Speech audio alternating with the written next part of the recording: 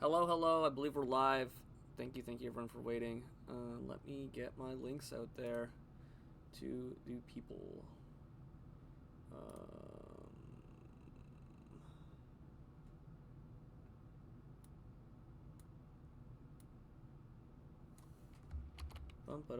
Gotta post the link.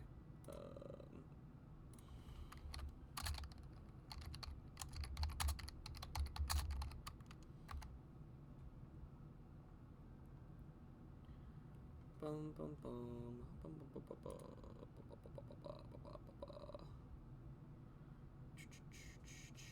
Do do do do do do do do. Boom bum bum bum.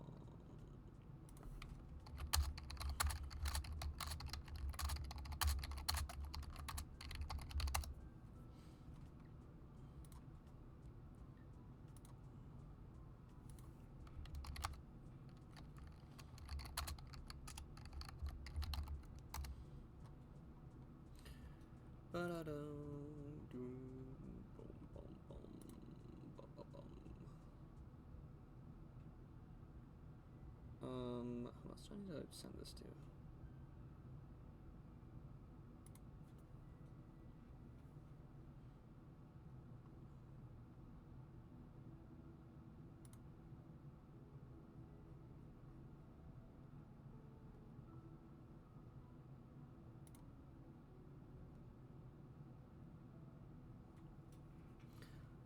With that said, let's get started shortly.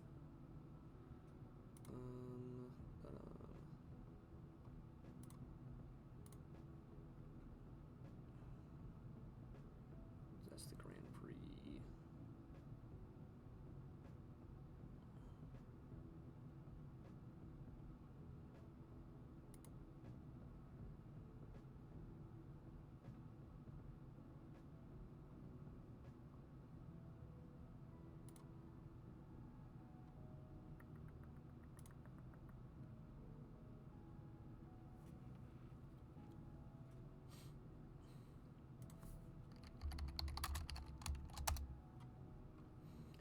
Bum bum bum boom boom boom boom boom boom boom boom. Okay. Anyways, without further ado, oh my god, I hate these ads. We are rating the Swarm Division, for Season 7 of the NBA. Previously, we did the All-Star and the Hustle divisions. We ran out of time because we yapped way too much. And it's just me today. I don't have a guest. That said, if someone reaches out to me and wants to be a guest midstream, let me know. I'm more than happy to accommodate. And just making sure everything is hunky-dory on my end. Or it's monkey-dory. Haha. Ha, that's a Pokemon joke. Did you guys get that one? That one's so good. Such a good joke. So yeah. Outside of that, just lighting a little bit. Yeah, it was a little bit in my eye, a little bit in mine. Also, notably, the Swarm Division has also had 3 matches happen already. So I'll probably watch those games after doing the roster reviews. And I also need my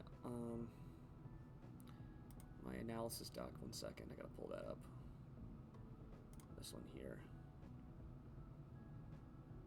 Do do boom boom boom boom boom. Here we go.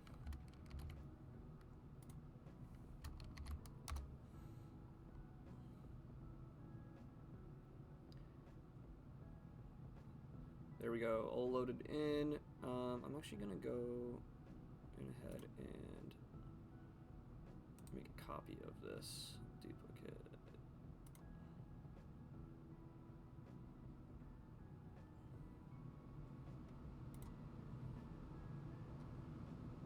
And then actually cleared all the formatting because I messed it up previously, and then I can delete this one, rename.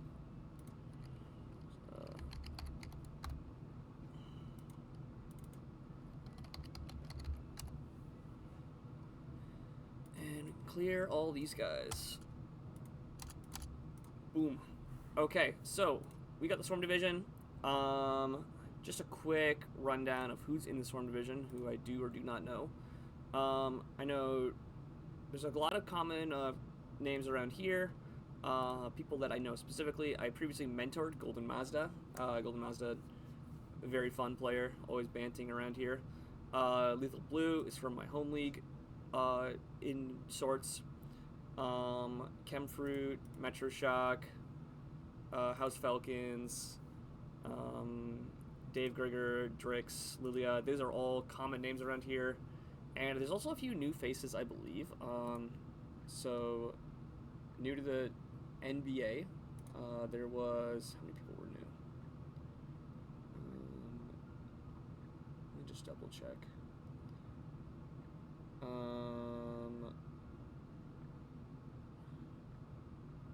Makes a return. NBA debut from the PWC was Hippie. Okay, so mostly actually returning people then here in Swarm, which is always good to see. Our loyalty, if you would. But yeah, so we're gonna start with Drix, just make our way down. Lots of good rosters to see. I think I haven't actually skimmed through anything yet. But no, don't want to print sprints. No. We go Control C and then Control Shift V. And their Terra captains were Kilowattrel and Greedent.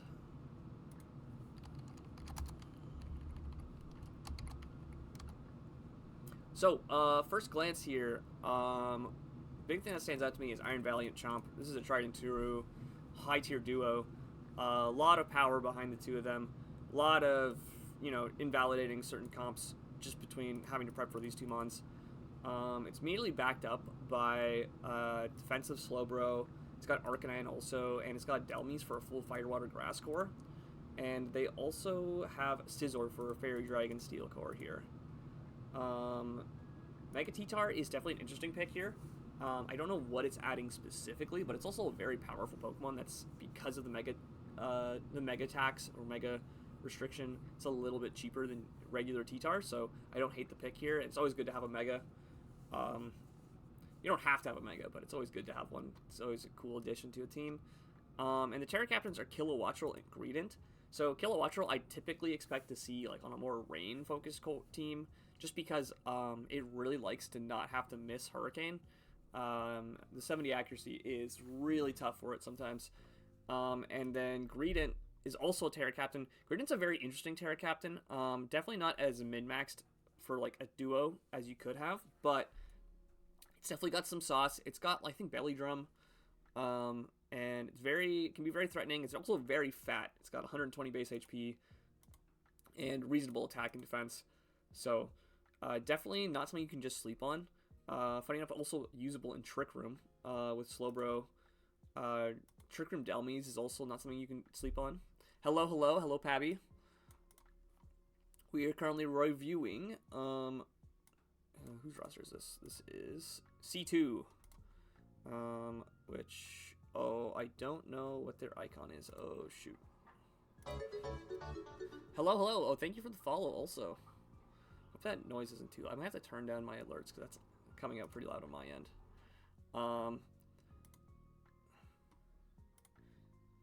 Yeah, unfortunately this one has just got their icons. It doesn't have names on it, so I'm gonna have to double check names. Oh shoot.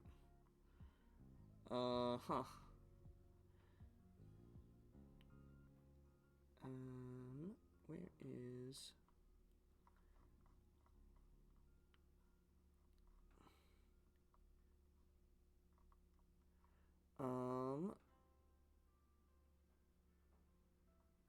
Yeah, I don't know what their icon is. Oh shoot. Oh, well, that's annoying. It's the Cuphead one? Okay, that's what I was thinking. I'm also going to rename, I usually rename my tiers, so like S is like Superb or whatever. I'll kind of name them as I go. Because I think they just go A, B, C, D, kind of boring. And I think it's more interesting tier list when you kind of like give ratings for the different styles of teams. So like for example, in the Hustle division, we had a lot of teams that were very hyper offense, all bars, no stop. A lot of very creative teams too. So I named my my rankings accordingly. But with that said, I'm just going to quickly look at the type matchups. It's a little bit of a ground weakness, not too big, but their Terra Captain is one of their ground immunes, so it does make that a little bit more pressured. Slowbro is kind of like a ground resist, so it's not the worst. And other than that, their type chart is pretty even. They have pretty good, at least 2 resistances for everything. And their roll compression, doesn't look too bad. They only have 2 rockers, and they're both like mons that kind of want to be able to run offensive sets often.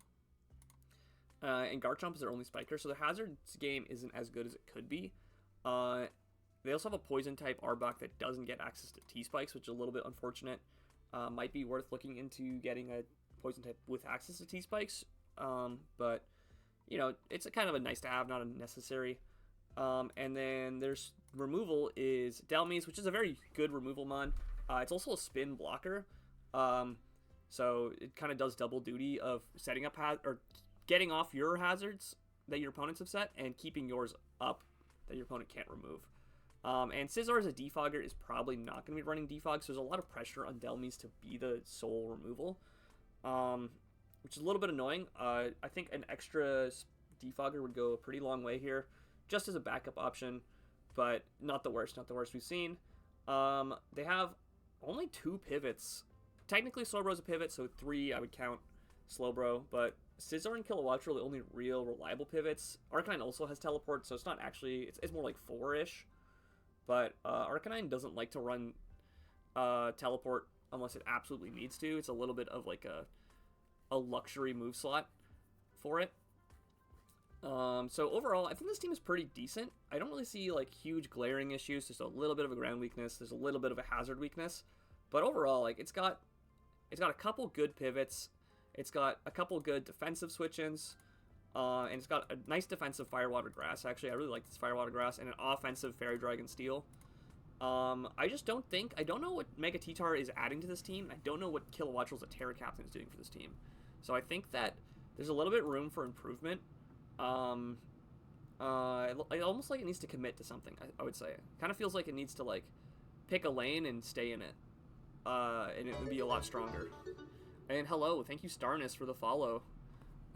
We are currently trying to reach, sometime within the next half a year or so, 1,000 followers. So every little follow counts. Thank you so much. And Kill isn't bad. It's not bad. It does get Weather Ball, which is cool. But like Rock and Electric have very similar overlapping coverage. Terra Sims, yeah, Terra Scizor would be a huge boon for this team. Absolutely. I also wouldn't hate, like, if you're gonna run Kilowattrel, maybe like get like a 9-point Terra Captain, because there's some really good Terra Captains at 9. Like we look at the tier list briefly. Like Arctozolt is a 9. Braviary Hisui is really good. Delphox, Cyclozar's taken, but that's a good Terra Captain. Inteleon is actually one of my favorites. Low Kicks is crazy. Magnezone's good. There's a lot of good Terra Captains in 9, so I don't want to hate on the Greedent. I think it's an awesome mascot, awesome Terra Captain. Glashier's 9, yeah. Glacier is also 9. That's also yeah, Glacier is a 9. That's also a really nasty Terra Captain. I don't hate the Greedent pick. I think it's a good meme. I just feel like you could definitely optimize your points there a little bit better. And I also think that like T-Tar Sand might kind of cause problems with Slowbro. Also, Sandveil is banned on Garchomp. We're not allowing the evasion boosting abilities. Comfy's a good Terra Captain, absolutely. So you can't really abuse Sand with Garchomp, and it's not Mega Chomp. Like if this was Mega Chomp, I don't know if Mega Chomp's available or not. It is actually available. So actually, if you wanted to, but then you have Mega T-Tar, so you kind of double Mega. You can't run. But if it was like regular T-Tar and Mega Chomp, maybe that would be a better Sand duo. Because Mega Chomp's already a nightmare to fight, but then when you have the Sand Force boosted Earthquakes and Stone Edges for coverage, like it's even more hellish to deal with. So yeah, I think if I was gonna give this, I'm probably gonna put it in B tier, and C2 is the Cuphead icon, which is this one.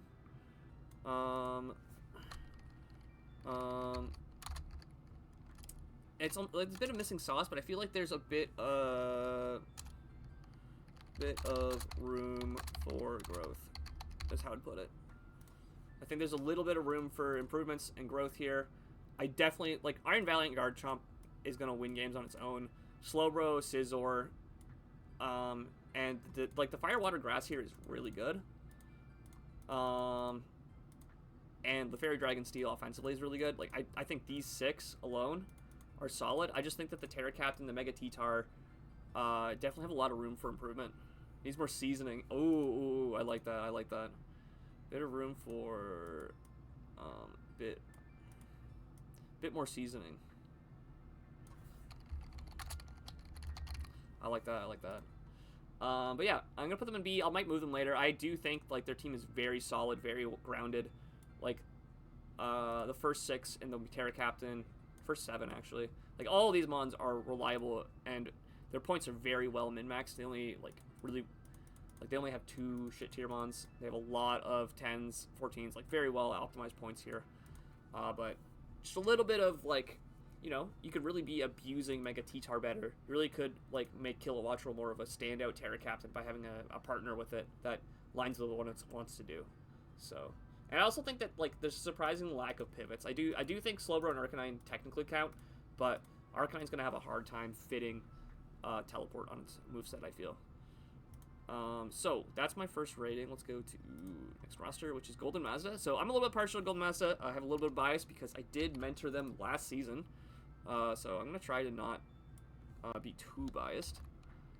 And their Terra Captains were Keldeo and Rotom Fan, which is a tried and true duo. I think we saw someone have a similar combination in Hustle. Could be wrong, but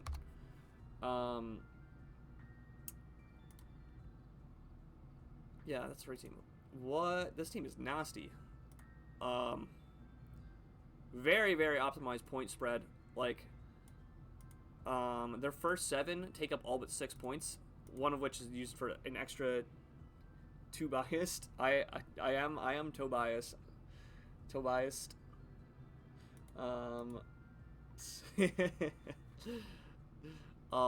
This team is nasty.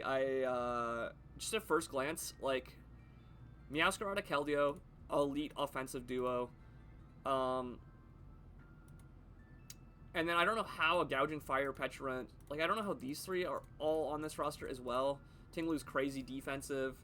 Mega Scizor does everything. What did they take Mega Scizor? Pick 4? Hello? Where's the Sun? You don't need Sun. Like, you have Screamtail to set Sun. Like, Gouging Fire is not here to be a Sun abuser. It's here to be, like, a tank. Because you've got your frail attackers. Technically, Sun would be nice. Like, if you made Swalot, like, Vulpix, for example, I think, you know, you might bring Vulpix to 1 game. But, like, it's basically the same.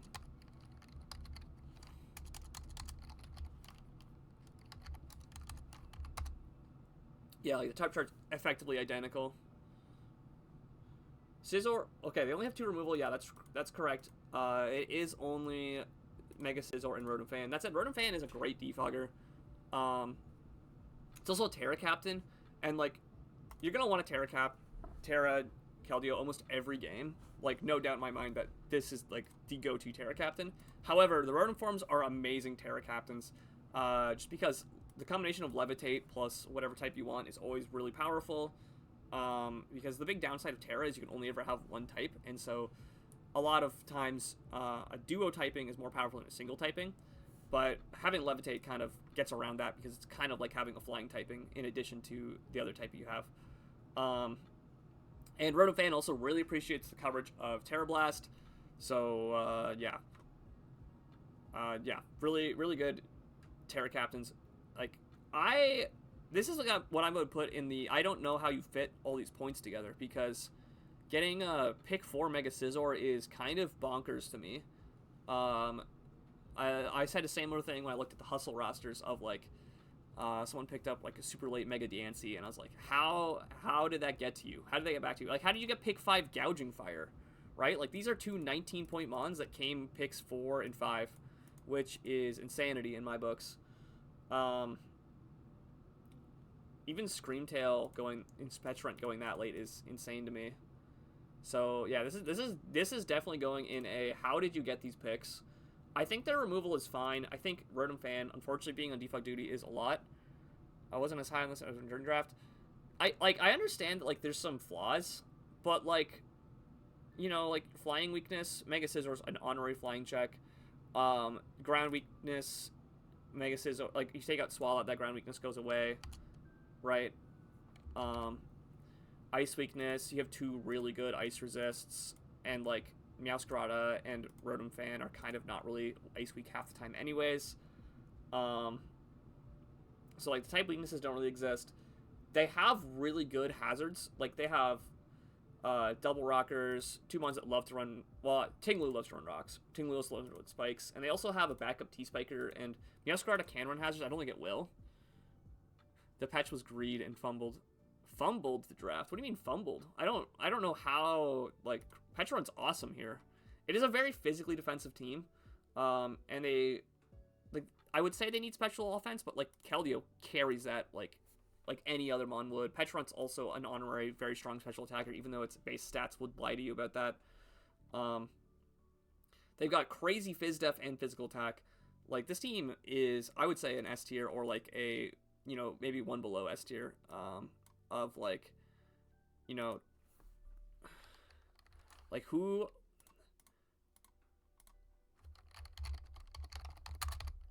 I'm surprised is in the point limit.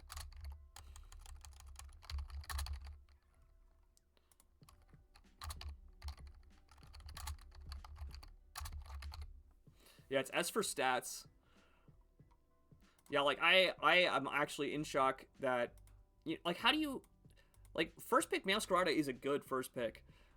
Ting Lu is a totally reasonable, like, comeback on the return pickup. And then getting Terra Keldeo pick 3, like, I feel like Mega Scizor, Gouging Fire should be way higher in the pick order in this division, so. I think he picks better removal. I honestly don't think you need removal, because you are actually putting so much pressure on your opponent to remove your hazards. Like, you're gonna set rocks with Ting Lu. They're going to be forced to defog or spin. You're going to, like, you know, you're going to force so much offensive pressure that you don't care about defogging because your opponent's going to be forced to. So, I said I wasn't going to be biased, but I honestly think this team is insane. And big shout-outs to my previous mentee, Golden Mazda, for their crazy team here. I'm blown away. Like, this reminds me of the Hustle team. So Petron, yeah, T-Spikes are not a problem. Like, you have your rock weaks are Gouging Fire, which is a little bit annoying, and your Terra Captain. So you don't really care about rocks that much. So like, unless your opponent is bringing spikes against you, like, you don't really care to defog that much. So, and like, you're just putting so much offensive pressure with Meowscarada, Keldeo. You have Mega Scizor and Gouging Fire as physical setup sweepers, and you have a crazy defensive core with Ting Lu as a Ghost and Dark Resist for Petrant and Screamtail. So, I mean, yeah, but it's Rotom. Like, your boots are your leftovers, effectively. You can also, I also don't hate leading Rotom Fan without boots, and then Terra Cap, like, if you lead Rotom, immediately Terra into, like, Terra Steel, and then Volt Switch out, that's also a very viable way to play it. For versatility of 2 fat blobs. Like, the thing with these fat blobs, though, is that Ting Lu is a hazards machine and also hits very hard, so it's not actually, like, a do-nothing mon. And Petrant is very similar in that it doesn't set hazards, but it, like, clicks Nasty Plot, it clicks Parting Shot. Like, it's a very proactive fat mon. And Screamtail is kind of a momentum sink, but if you look at their pivots, like, they've got good U-turn, 2 really solid U-turners. Keldeo's got Flip Turn, and Rotom Fan's got Volt Switch, so definitely, yeah. Yeah, it can be teched against, but, like, you also got to tech against a Keldeo, Mega Scizor, and a Meowscarada, so there's a lot of pressure, like, on your thing that's going to check Ting Lu to also check other stuff. So, there's just a lot of pressure on this team. With that said, though, I'm going to move on before I get too tech against this Ruination, actually, yeah. Let's move on to the next roster here. Which is Dave Grigger, I believe. Yeah. And, oh, I gotta update this. Tornadus Therian. And Ogerpon W. So, first thing that stands out to me, T-Tar Drill. There we go. I think I've said in a couple other divisions reviews that, you know, if you have Drill, you might as well have T-Tar. I'm not saying you have to have T-Tar Drill, but, like, it's, like, if T-Tar's available, like, there's a reason it's such an iconic duo. Also gotta check what their Terra Captains are, which are Alakazam and Snorlax. Ooh, we got the Gen 1 duo. I actually really like these Terra Captains, too. They got Torn, which is a great, it's a classic mon on sand because of Regenerator. They also got a Regenerated duo with Toxapex. And they've got Clef. Clef, I actually ran on a sand team last season, I believe. Weatherball Torn, yep. Terra Rock, or Rock Weatherball is pretty good.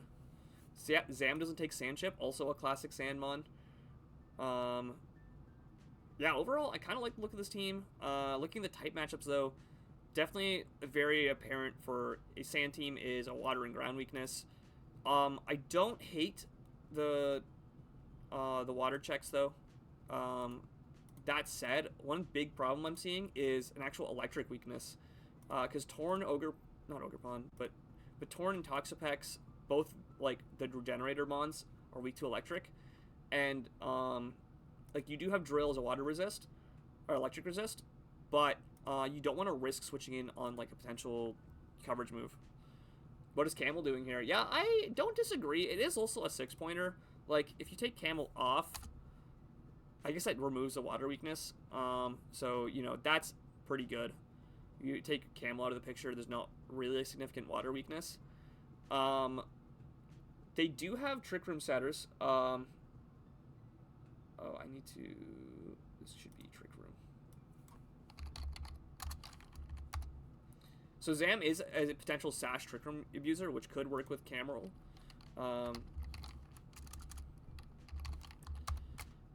Mega Camerupt.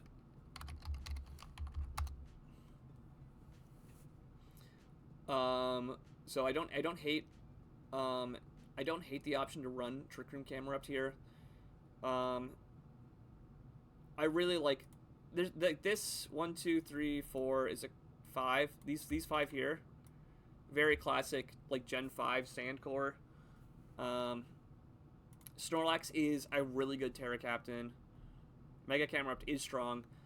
It's also like Tornadus is kind of a strong special attacker. I guess you also got Alakazam, but it adds like a special wall breaker, which is always good. So they kind of have the special and physical wall breakers really well covered. And then they've got like an all-star defensive duo of Clef and Toxapex. It's a little bit out of place, I agree, but I respect what it's doing here with Clef and T-Tar. Like, these three together, I think, are a pretty good defensive trio. I really like Snorlax as a Terra Captain, honestly. I think it's very underrated. Thick Fat is such a good ability on a Terra Captain. He's also got immunity, so you can just be immune to poison. They stole my Pex, yeah. And look at the, like, Royal Compression. Your 2 high tiers are your removal, which is a little bit annoying. That said, Drill loves to run Rapid Spin, especially now that it gives a speed boost. And Torn, like, sometimes you can fit Defog, sometimes you can't. It's kind of, you know, it's kind of there. They have really good hazard setters, lots of rocks, a Spiker and a Toxic Spiker for when you need that. Their pivots are decent. Could be better. But, like, 2 really offensive U-turners. They've got technically a Volt Switcher with Ampharos. Clefable does have Teleport, which kind of counts, but Clefable is often really struggling to run the moves it needs, and Speedsters are really good. Like, Zam and Torn, 120-ish. Lots of pressure. There's a bit of a drop-off, actually, between Ogerpon and Excadrill, so maybe it would be nice to have a 100 in here. Excadrill also kind of counts as, like, a 120-ish. Like, it's going to double its speed most of the time on this roster. And then it kind of falls off a cliff afterwards, so I do think they could use more middle speed tiers. I think like opposing Rotom forms are gonna have a field day, being able to run full bulk, like Nidoking, Nidoqueen. They're gonna be able to run all bulk. But you know you can't sleep on like D-Dance Drill or D-Dance T-Tar. So definitely something you have to be careful of. They're doing like glaring weaknesses. I think the only real issue I would say is, Mega Camerupt kind of wants a second Trick Room setter other than Zam if you really want to abuse it. But I like this team is like, this is just straight fundamentals. I almost think I would maybe rate it better than than Mazda's. But I just can't believe that Mazda's is in the point limit. Like this, the first 7 here are canonically, like categorically insane amounts of points in 6 picks. So I'm gonna give this an A. This is Dave Grigger.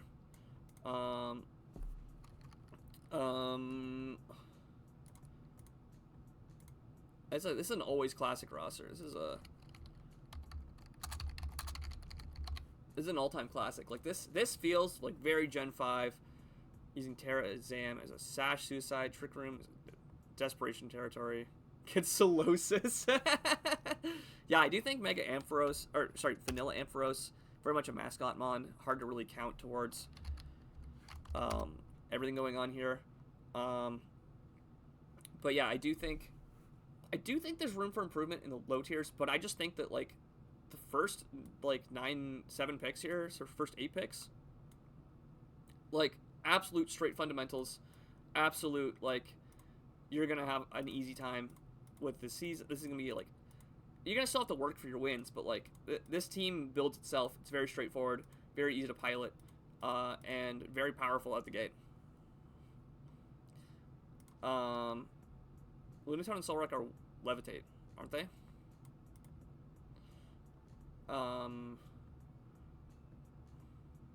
Yeah, Torn and Pawn, like Torn in a Pawn form is always annoying. I do like the double regenerator options, so you can play defensive lines that way. And T-Tar Drill like is a match made, like they're the OG Yowie couple of Pokemon Showdown, you know. So the sand loving boys. But yeah, I'm gonna put this in A. I might move it up depending on how the other rosters are. You can't just throw it. Yeah, you can, yeah. Let's move on to the next roster, which is Pabby. Also, chat, what is Pabby's Discord icon? Because I do not know. Full disclosure. Okay. And the Terra Captains are Buzzwole, Klotzer. I think we've seen this exact Terra Captain duo before. Pretty sure Dorky had this exact same duo.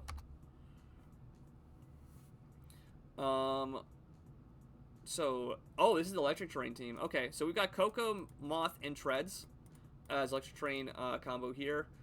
Samurott and Salamence kind of round out the offensive options on the physical side. And then Double Grass in Roserade, Decidueye, Buzzwole, and Klawitz are the Terra Captains. This team looks good. Compared to like Gensuzu's Electric Terrain team, I like that you have Iron Moth here. I know Gensuzu did get sniped on a bunch of like terrain abusers, but I do like that you have two, like a strong terrain abuser, and Iron Treads is a staple with Coco. They have very good synergy together. Seems pretty wild. I do agree. That said, I do think the Roserade and Decidueye picks. Let me just check the type chart. Yeah, notably pretty weak to flying. Not really, actually, but like I don't think Sudowoodo really counts as a flying resist. Like I don't think you're gonna bring it ever. And Buzzwole being a Terramon means it's not actually flying weak. So that's actually really good. And oh, your first two are flying resist, which is also fine. So yeah, they're really good support for Buzzwole's flying weakness, both as a Terra Captain and without having to Terra. A little bit of a rock weakness, but you do have a quad resist. Buzzwole also is an honorary rock resist. Most physical rock moves just bounce off of it. A little bit of a psychic weakness. Also doesn't really matter that much because of Buzzwole. I do think my biggest issue with this team is I don't think Roserade fits. I think Roserade is like an emergency spike setter that doesn't need to be on the roster. But outside of that, I think this team is pretty fire. You've got really good spinners. You got backup defoggers. Really good spinner. Really good backup defoggers. You have spikes already with Samurott, and you have technically Sudowoodo is a rock and spiker, but like Treads is such a good rocker. T-Spikes on Iron Moth is always a really good gotcha option. The ice resists are shaky for Ments. They're fine. Like Iron Moth and Samurott are offensive ice resists, so it is a little bit scary if you're running into like a strong ice user. They do also, this team is very much lacking in SpDef. There's a lot of pressure on Iron Moth to take special hits. Decidueye also, and they don't really want to like risk coming in on a strong special move. That said, in the wise words of Overmat, just run Assault Vest. So, because Assault Vest, Samurott is, you know, a reasonable special check, really good at taking ice beams. And I also don't hate Clawitzer as a backup, like Assault Vest Terra Captain. Definitely, like, you probably want to Terra Buzzwole almost every game. This one's a very good Terra Captain, but it's an AV kind of team, absolutely. AV Treads is actually a real set. Roserade has okay special defense at 105, you know, like, but it's hard pressed to take some of the hits your team is weak to. Yeah, you have Samu, and you have a ghost type. Oh, Decidueye's just spin block. I didn't even think about that, but yeah, that makes sense. They have a nice like fire water, and then you can pick your grass for the matchup, which is a nice fire water grass core. They have a fairy dragon and a steel. I really like Salamence with Treads and Coco. It's a very creative combination, I think. I don't think I've seen Ments with E-Train like this before. But I really like the creativity here. And Buzzwole Clawitzer, we saw this exact same duo on Dorky's roster in Hustle. I'm a big fan of it. I love me some Terra Buzzwole, and Clawitzer is a fan favorite low tier, I would say. So definitely up there. And like the type weaknesses don't really matter because the ground weakness is a little bit bad. But like that's mostly because you have Sudowoodo here adding to that. And the flying and psychic weakness is Buzzwole just being your Terra Captain, so that's not a huge deal. And the speed tiers are pretty good. Also note that with the speed boost, Iron Moth and Iron Treads are even faster. You got 100, a 90, an 80, a 70. Like, you've got a nice wide spread of speed tiers. You got a nice spread of removal and hazard options. And you've got a lot of pivots. A lot of pivots. Holy. Volt Switch, Flip Turn, U-Turn, you name it. And Coco actually setting screens for Salamence is really good, too. Screens Iron Moth is really powerful. Yeah. Pabby is live. Oh, is he also streaming?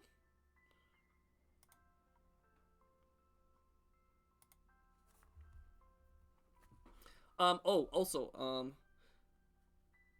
oh, they're playing a game. Oh, shoot. Oh, is there a replay? Oh, there is a live game. Okay. We'll pull that up right now then. That sounds, that's always a good distraction from the rants. And we'll go to the first turn. Oh yeah, here we go. Big lead Buzzwole, getting the Rocky Helmet chip on Lopunny Mega. Drain Punch for the healing on Rotom. That's Fizz-Def Rotom easily. Gonna Terra Dragon and Toxic. Okay, is it gonna get Wisped? No, it Volt Switches. Yeah, Terra Dragon Buzzwole is a really good Terra Captain. Unfortunately, in comes Latios. Okay, oh, it gets a SpDef drop, but this might be Assault Vest. That's gotta be Assault Vest. I like Elon Tusk is such a good name. I love that. Yeah, good flip turn there. Yeah, like that's what I mean by like you just run. I'm pretty sure that's AV Treads. Checked the Latios pretty well. Knocked off the Expert Belt, which is not the worst item to lose, but did get some good chip. Took the hit for Buzzwole to pivot out. What comes in on this? This is Hitmochi's team, which we'll probably look at later. Where is Hippie? Their team looks pretty good too, actually. But yeah, we'll check in on this team between matches. I'm gonna give This was Pabby. What's Pabby's Discord icon, chat?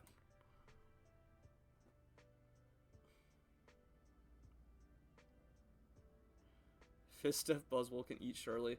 Oh, they went hard Coco on the CC.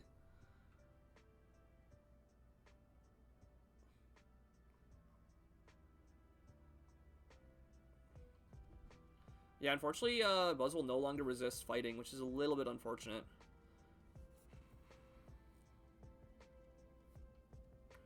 Corch. What is Corch?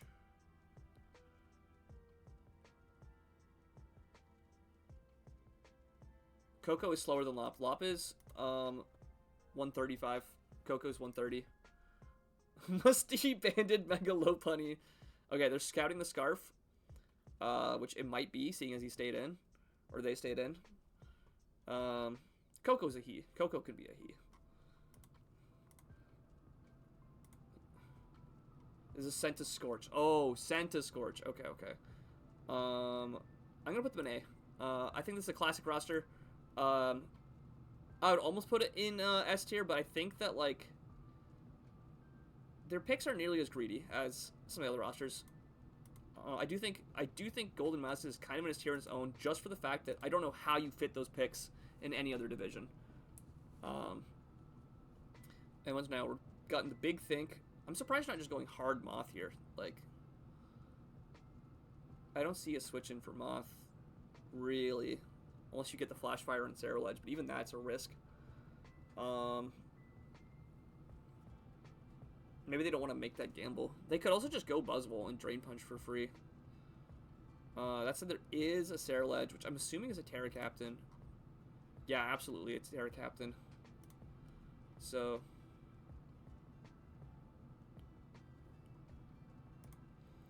yeah, I'm gonna put this in A. I actually think, is their team better than Dave's?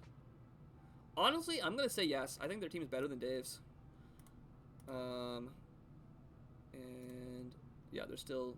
We got U-turn. We got U-turn Volt Switch into Think, the classic.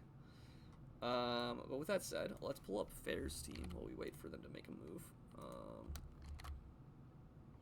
And their Terra Captains are Spidops and Mamoswine.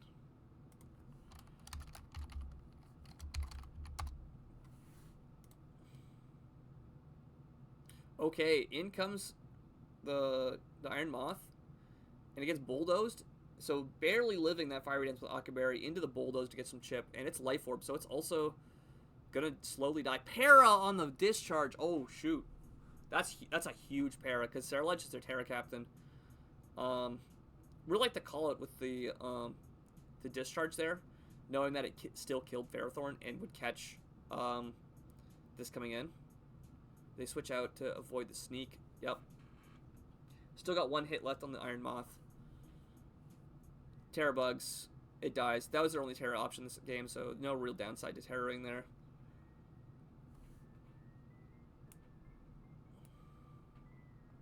And in comes Lopunny again. Kind of just forced to make a sack here. Hello, hello. Thank you for the follow, Patapadrix. Papadrix. Sorry, my bad. Also, by the way, I've added some emotes to my stream. So, Big Jollo. Yeah, absolutely. Yeah, Close Com's going to 2-hit KO. Buzzwole there. Squished. I would have liked to see them sack Treads, but maybe they're planning on abusing it with Electric Terrain later this match. Samurott comes in. Is it going to Aqua Jet? It's pretty telegraphed, but they're going to go Rotom Wash. No. Is it Scarf? No, it's Life Orb. Wait. Oh, they just made the call out. Yeah, they just called out the Aqua Jet prediction there. That was really that was a crazy play. But yeah, I've added some new emotes to my channel, so feel free to try those out if they work. I've also added some channel point redeems as well. I'm trying to get more of the like Twitch specific stuff set up. Also, if you guys have any suggestions for stuff you want to see on stream, I'm always happy to take suggestions. Okay, that was a big quick attack. I guess there's a Coco sack so they can go into treads, but wait, doesn't everything just die to this? Maybe they didn't expect the quick attack. Because now Moth and treads are both in range. Samurott Hizu's in range. Decidueye probably lives a move, but like, you just hit it once and then the game's kind of over. Unless Taxel, yeah, if Taxel, no, they just U-turn. Yeah, that's big chip, because now it probably dies to a close combat. And the other priority options don't. Yeah, sack the Ferrothorn. We say they gave it Beak Blast. Beak Blast? Yo, I don't know if you heard my rants earlier, but I think I was doing this rant when I was... What stream was that? Shoot. I think... Oh, that was in the middle. I was at the end of one of my other streams where I was talking about Pokemon stuff. And I went on a rant about why I hate signature moves. And a Beak Blast is one of those moves where it's like, yeah, just give it to, you know, a bunch of Flying Mons. Why not? Like, it's sick. It's a cool move. Like, why is it only on a borderline unusable, you know, region variant? So, I think this game is kind of locked up, because none of these Mons have Rocky Helmet. Beak Blast is so cancer. Why is it cancer? It's literally a negative priority move that punishes you for making contact. Like, it doesn't really do anything. Ooh, okay, we got a Moxie boost. This is probably Scarf, but this is faster, so with the speed boost. Although I don't know if a move kills this. Bug Buzz does, okay. Life Orb boosted. I don't think Giga Drain. I think Bug Buzz killed. I don't know if Giga Drain did. Giga Drain. I got that Giga Drain. The burn fish him about that.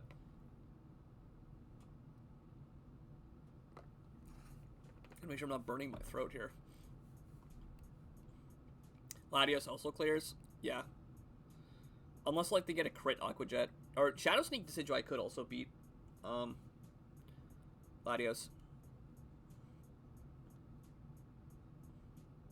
There's a reason Beak Blast is spammed in other metagames. Oh, okay. That's fair. But, like, you know, you don't give it to everything. You just give it to, you know, Mons that need a cool option. He also... Doesn't Protective Pads also prevent getting burned from it? Like, you know... I don't know. Other metagames are also, like, they're so already cancerous from other stuff that, you know... I'm sitting at the top of Swarm right now. I'll take this as a win.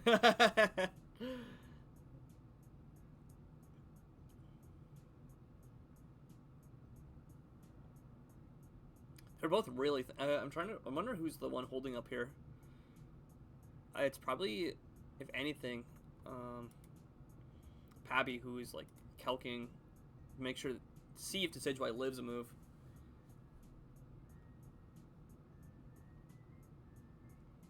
In comes Lop. Okay. Decidueye took 70 from the U-turn, so I'm pretty sure CC kills. Yeah. And then this has Aqua Jet to deal with the Samurott. Yep. Or Quick Attack to deal with the Samurott. Yep. Good game. Definitely unfortunate that I think they made the wrong sack, to be honest. Oh, make sure they show team.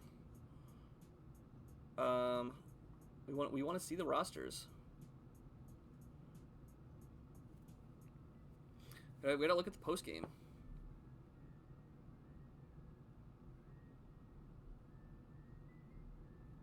There we go. Crocodile was loaded dice. Okay. I like that. That's sick. Lopunny, Jolly. This was bulk up Ceruledge. Okay. I don't hate that. With Terra Blast Bug. I guess that hits something? I don't know what Terra Blast Bug hits specifically here. Ferrothorn was Akaberry with a lot of Spadef. Bulldoze. Yep, that was good tech. Rocky Helmet Wash. Yes, full diff, Fizz Def.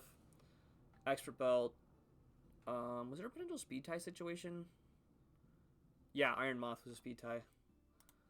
Spadef Decidueye, not Fizdef. Okay. Impish nature, but not fully invested. They wanted some attack and speed. Toxic, 2 attacks, Roost. Life Orb, just full speed Jolly.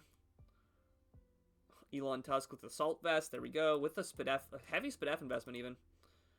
And Life Orb with the creep on the Spatax, you get the speed boost.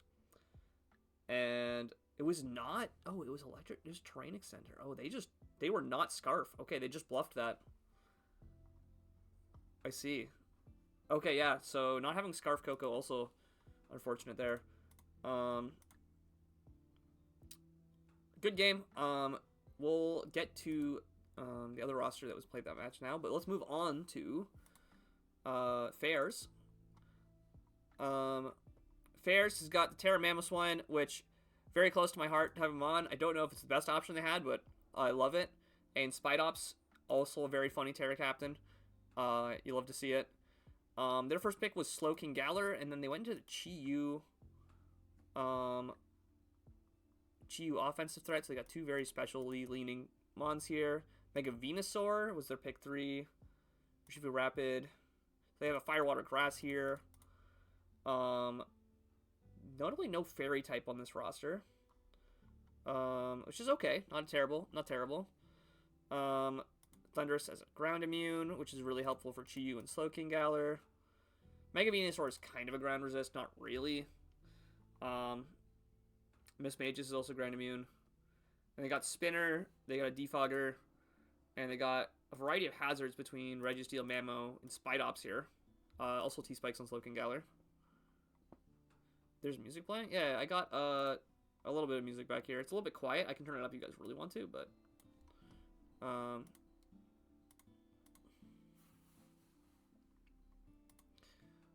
where was I going with this?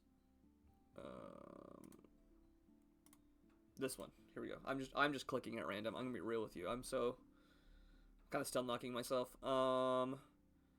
They're a little bit flying in Rock Weak, but not actually, because that's just Spidops. And if you take Spidops up, they're a little bit ground weak, but also not that big of a deal. Kind of a big deal actually, with Chi-Yu and Slowking Galar being your main threats, and your Steel type also being weak. Oh, what did I do? There we go. Fixed it. The stream is overall kind of quiet. Yeah. Oh, I can turn up the audio a little bit. Gotta go. Okay, take care. Big shout outs to our league commissioner, Mr. Nahaima here, for popping and saying hi and giving their 2 cents on Beak Blast, you know. This roster looks pretty fine. I don't think it's particularly strong, but I don't think it's weak either. I do think Chi-Yu and Urshifu Rapid are 2 very strong breakers on both the special and physical spectrums. They have a pretty good defensive core with the double poison, Registeel, Mismagius. I'm gonna actually turn that down a little bit. It's a little bit louder than I would have liked.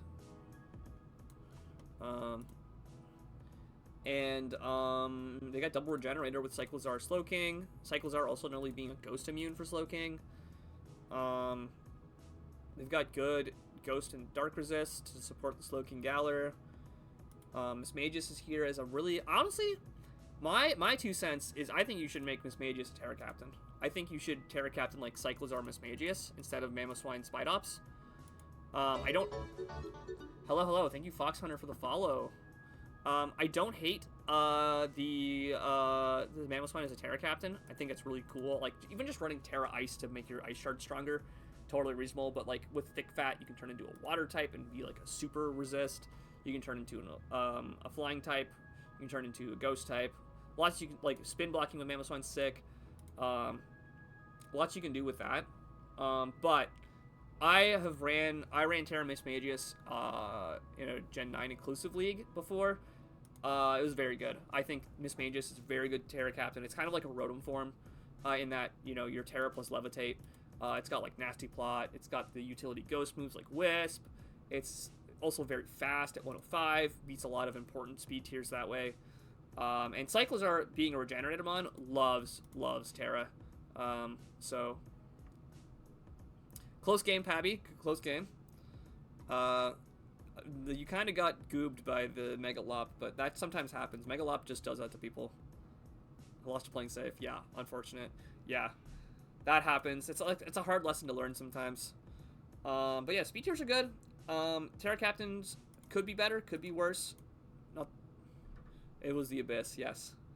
Really good speed tiers, good middle grounds as well. They've got pretty good defensive backbone and 2 really strong breakers, with a couple of speedy cleaners to capitalize on that. So it's very well rounded. I just don't think it's as strong as some of the other rosters we've seen. I think, honestly, just because of the Terra Captains, I think I would give it more seasoning. Does someone know what's Fair's icon? No, it's not Hell's Falcons. Hasty Cocoa for Ironhead. Oh, they didn't bring the Sylveon. Oh. Yeah, that makes sense.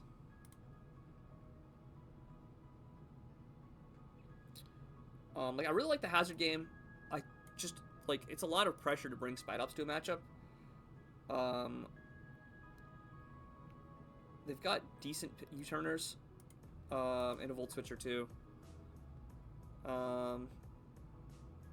I do like the double breakers. I just think that it needs a little bit more seasoning.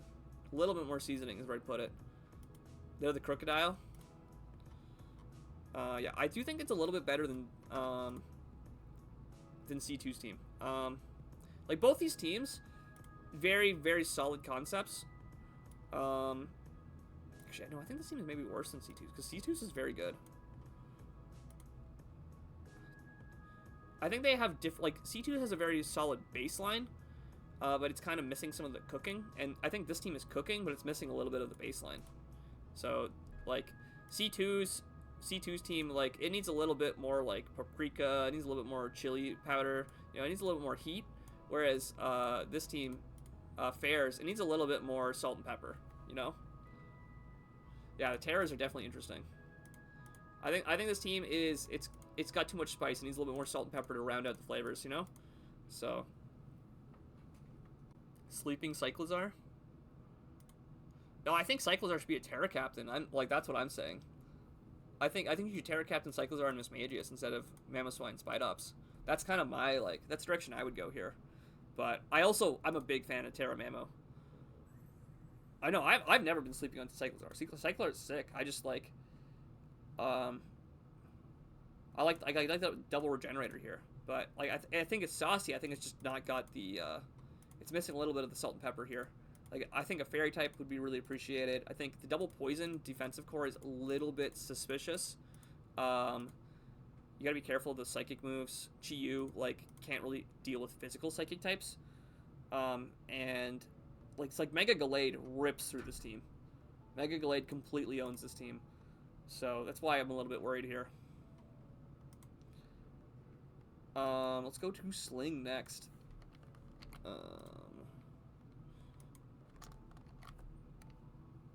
And we gotta fix Terrapagos. And their Terra Captains are Skeledirge and Electros. Okay, I can get behind that.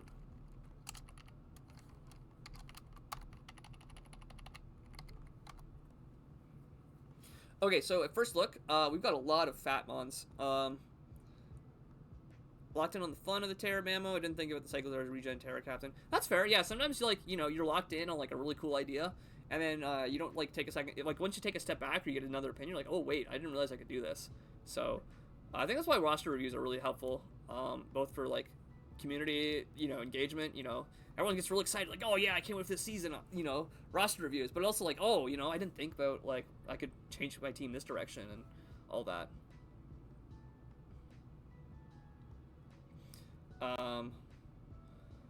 But yeah, so this is Sling. This is Sling. They got a Crawdon at the end there. Ooh, okay, wait. Okay, that's kind of crazy. This team is very fat. They've got Fat Spinner, Regenerator Mon, fat Terra Captain. Klefki isn't really fat, but, you know, kind of is. And then their offensive threats are Sandy Shocks and Azelf. And there's a lot of special attackers on this roster. The main physical breaker being Zapdos Galar, and then you have Crawdon as a wall breaker. So yeah, very specially leaning team, I would say. A lot of pressure on Zapdos to be like a fast cleaner, but it's under a lot of pressure at 100 speed because a lot of other Scarfers are going to speed tie or be faster than it. There's okay hazards. Usually if you have Zapdos Galar, you really want to like bring... I guess they got screens also, actually. You want to bring things that bait defog from your opponent. Which they've done a good job of having like one-sided hazards, of having 2 spinners and a lot of spikes and rock setters. So I do like that angle of this team. Getting the hazard stack. The screen stack also with the Zapdos Galar to punish defog. But I do think their speed tiers leave a little bit to be desired. You would really like to have like a 110 to make sure that there's a little bit less pressure on Azelf and like scarfing Zapdos. Or like a Sword of Justice type of mon. There's things I want to change during this Grace. Couldn't come up with anything. Yeah. No, Grace is very short. I remember I kind of panicked during my Grace because during the last half of Draft and All-Star, I was distracted by like writing some stream stuff and trying to figure out what I was planning. So I made some like picks that I like swapped in. And then like I got busy on Sunday and I was like, okay, wait, I got to make these trades now. So I was lucky to get my trades in when I did, but definitely felt the pressure of, you know, not sure if you should make these trades now or not.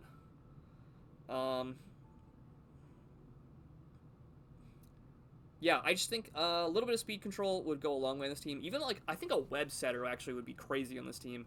I think Crawdon webs is really good. Zapdos Galar loves webs. Crawdon, Azelf, Mega Blastoise really likes webs. Sandy Shocks can abuse webs. We do have a pretty good Fire, Water, Grass defensive core here. I really like this trio.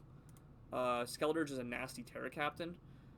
They've also got a Steel type and a Fairy type combined here. They don't have a Dragon type, so, you know, Fairy, Dragon, Steel isn't as required here. But would be nice to have a Dragon type, I think. What else was I going to say about this team? They have Trick Room users. They have 2 Trick Room setters. Okay. Klefki has a Trick Room setter for Crawdon. I kind of like the look of. Electros, very similar to the Rotom forms. Very strong Terra Captain because of Levitate. It's also got a lot of good coverage moves. And so having the Terra stab boost on that is really good. Although that said, it's already got no weaknesses. So like Terraing doesn't really necessarily improve the type matchups a lot of the times. I'm a big fan of Terapagos. That's a good first pick. Amoonguss as your second pick is definitely a choice. I don't hate it necessarily, but I feel like you definitely could have gone greedier on your second picks. I see Gyapdos, I look for the webs. Yeah, I don't see the webs. I wish there was webs on this team. But I also kind of mess with like the defensive core here. This is like a bit of a different take on how people normally build balanced rosters. Huge Amoonguss fan. Okay, that's fair. Yeah, you gotta have fan favorites. You know, there's fan favorites for a reason. You know, like if you love your Amoonguss, you know, you gotta have your Crutchmon sometimes. I know if Azzy was in chat, he'd be all talking about Crutchmons. Not to throw too much shade, but like really good removal and really good hazards. I just think you need like T-spikes and webs go insane on this roster. So if you can find a way to fit that, that goes a long way. They've got really good pivots, and they've got good utility options. I just think that like they need a little bit more speed and a little bit more offensive hazards. A little bit more offense overall. Because there's just a lot of pressure on Zapdos to be your physical breaker. And Crawdon is cool here, but really wants webs. I don't hate Skeledirge as Electros as Terra Captains, but if you really want to go crazy, you can go Azelf Crawdon as Terra Captains as well. And I think that's a... Literally every team Slingshot had Amoonguss. Well, there we go. So yeah, so I also don't hate the direction of going Azelf and Crawdon as Terra Captains. if you decide to change your Terra Captains mid-season, that's a very interesting way to go. That said, adaptability doesn't really interact well with Terra. It's a little bit of a non-bow almost, but not the worst thing. Not the worst thing you can do.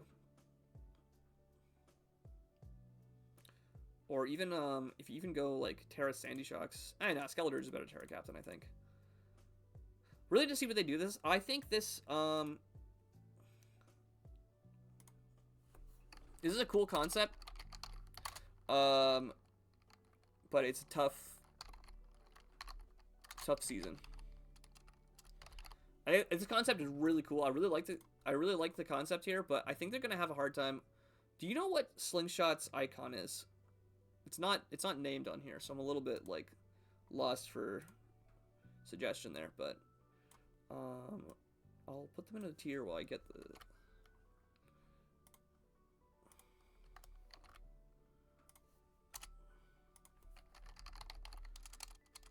Ogerpon C.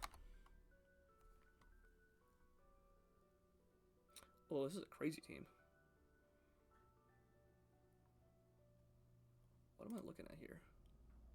Yeah, I don't know who Slingshot's roster icon is. Maybe I'll look it up on Discord.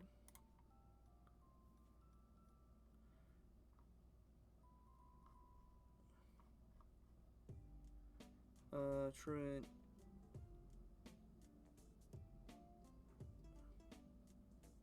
Yeah, I don't know. We'll figure it out later. This is Good Guy Greg. So, Good Guy Greg is coming out hot with Mega Zard Y, Great Tusk. It looks like Minor Sun Little Splash here. They also got a Darkrai as a very fast threat. They've got 2 different base 100s, one that can be scarfed and one that can't. They've also got Ogerpon as a non-scarfable 110. So the speed tiers are pretty well balanced. They got some good mid-speed tiers. Venusaur also potential speed doubling with Megazard Y's Sun. So that's kind of an honorary Fastmon. Oh, and what are their Terra Captains? Venusaur and Golisopod. Venusaur, very dangerous Terra Captain. Golisopod, I actually really like Terra Golisopod. Golisopod is, I've said this before in other seasons, the green-shirted furry. This one? Yeah. Cool concept, tough. It's going to be a tough season, though.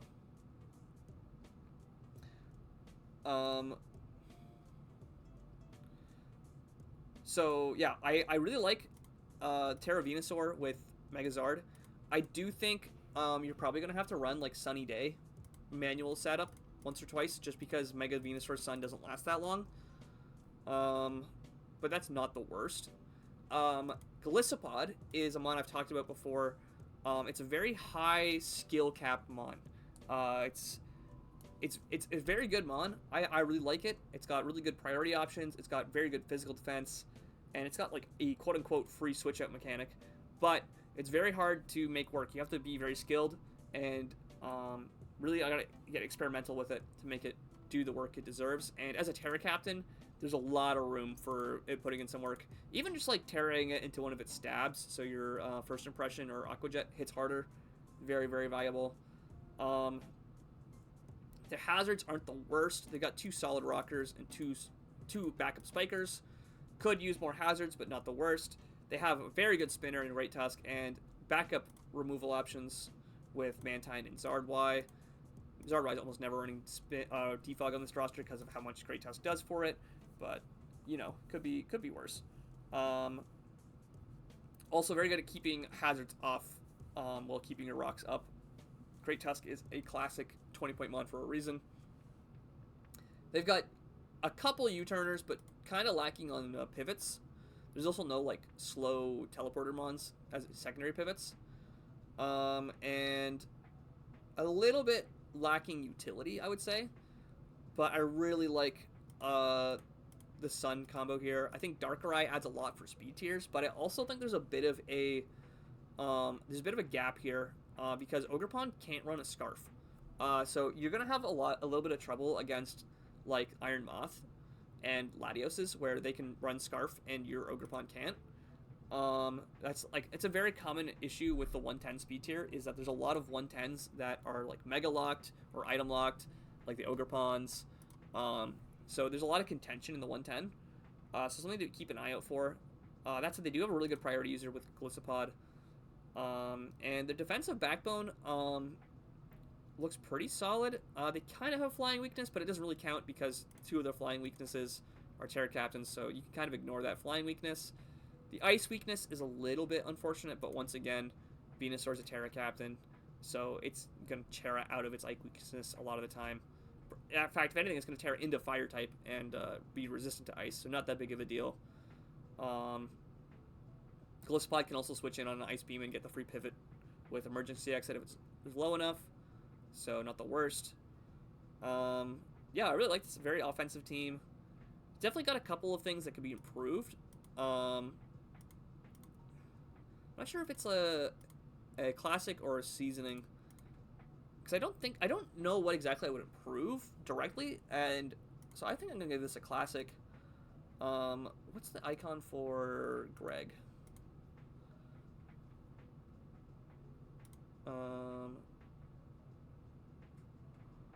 It's not Garrett. I'm not sure who Greg's icon is. My coach, yeah. So we'll add that in here. I think I'm gonna put them in A. I think they're a little bit better. No, I think they're worse than Dave's. I think the more consistent weather duo of T-Tar Drill is a little bit better than the Sun plan they've got going on here. But I also, like, there's not really as many holes in this roster, I don't think. Could use a bit more hazards, but, you know, you can always use more hazards. There's no such thing as too many hazards. With that, I'm going to move on to Lethal Blue. Lethal Blue, good time, homie, around these parts. See what they're working with. And they've got Terra Rufflet, Terra Hydrapple. So, I am a huge Rufflet fan, so I'm a little bit biased here, but... And Landorus T. Wait, that's a really late, very, very late Landorus T. Hello? Yeah, pick 4 Landorus T's. A little bit crazy to me. Pick 5 Cinderace? That wouldn't happen in All-Star. That's a Matt steal every time of the week. Let's see what we got going on here. Terra Hydrapple. Terra Rufflet is also a very real threat. Do not sleep on Terra Rufflet. Patrick is their icon. Okay. I'm going to put them here. There we go.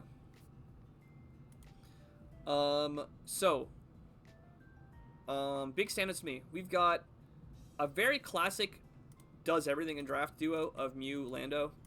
We've got a very classic oh, you hit me, no big deal. Annihilate Alomomola. They got a very good pivot in Cinderace and a very good Terra Captain and a very good Mega. Pretty much like solid picks all around. They have a lot of points. Now this is going the. I don't know how you got these picks, Mon. This is going. Where's Lethal Blue? I believe they're the Swampert. I'm putting them there. I'm surprised this fits the point limit because how do you get pick 5 Landorus, pick 6 Cinderace? Sorry, pick 4 Landorus, pick 5. Pick 4 Landy, pick 5 Cinderace, pick 6 Hydrapple, pick 7 Mega Mawile. Like these picks would not happen in All-Star ever. Even Alomomola went super early in All-Star. Like all of these Mons went super early in other divisions. So this is like I don't know how this happened type of roster. In terms of roll compression, you've got a lot of defoggers. You've got a lot of hazards. Mew kind of cheat codes that, but lots of rock setters even outside of Mew. A backup T-Spiker and Skuntank, which is actually surprisingly bringable. Skunktank's not the worst. Lots of pivots, lots of U-turn, flip turn, volt switch on Mew even. You've got a very dangerous regenerator support for, like, Alomomola Annihilate is very obnoxious to break. It will just keep stacking those boosts to the fist. Mega Mawile also kind of appreciates Wish support because it's got very low base HP. Also, you've got a Trick Room Setter in Mew for your Mega Mawile. Very dangerous. And Terra Hydrapple is a tried and true demon. Also a Trick Room Abuser. So yeah, lots of hazards, lots of everything. This is going in S for me. Is this better than Golden Mazda's team? No, I don't think so. I think that there's a little bit of a ghost weakness here. Because your two ghost resists are your low tier mons, and so you're going to be forced to Terra Hydrapple into a ghost resist to help the rest of your team. There's a flying weakness also, so there's a lot of pressure on Annihilape's weaknesses here, because there's pretty poor ghost and flying resists, which are two of the most common moves coming at it. The psychic resists are a lot better, which helps. Cinderace is also removal. They've got crazy removal and hazards. Like, their hazard game is insane. But I think that there's a little bit of... Oh, the speed tiers are sus. Ooh.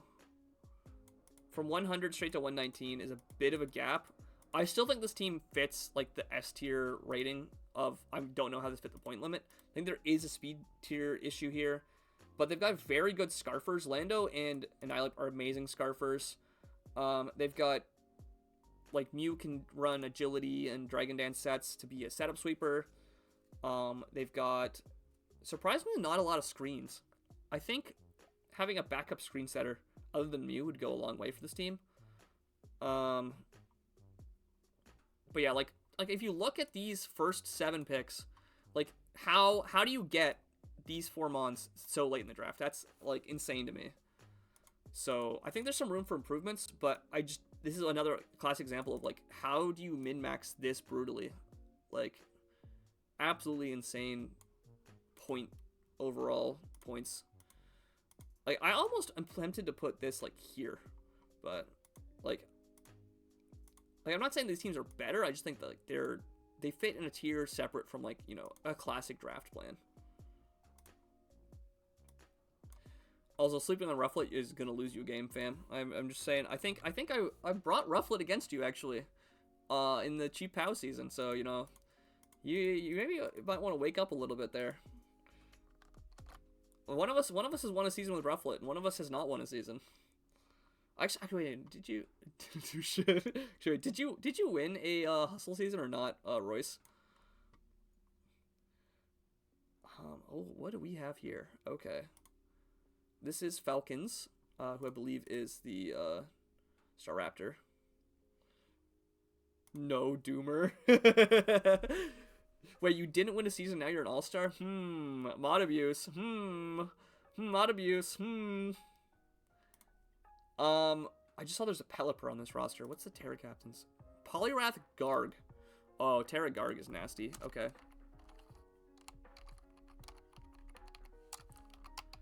So, my first impression of this team is, what is going on here? I don't know what the plan is. I'm gonna skip this song. I'm not a fan of the weird, like, ASMR Pikachu. There we go. So, Terra Garg, absolutely complete defensive demon. And you've paired it with a lot of offensive threats. Roaring Moon, Iron Bundle, Salazzle even. Mega Altaria is, like, kind of offense-defense. Aegislash is offense-defense. So, instead of running, like, a stall core with Garganacl, you kind of got, like, a offense core to put pressure on their defenses so Garg can win the late game. The Pelipper tax. Yeah, they do. They did kind of pay the Pelipper tax here. I have no idea what Pelipper is doing here. I'm going to be completely honest. I do like the idea of Pelipper plus Poliwrath Terra. Like, that's a cool duo. But, like, that does not fit with the first half the team is trying to do. Like, I think these 6 are totally fine. I just don't know what the second half of this team is doing. They also notably picked up Pelipper at pick 9. They got Pelipper to snipe the rain team that had no setter. Oh. Oh, I see. Okay. Yeah, the Rain team here with Archaludon, Overquill, they didn't take the Rain Setter until super late, so they just took the Pelipper as a snipe. Oh, okay, wait. We'll get to Chemfruit later, but their team looks insane. Where was I going with this?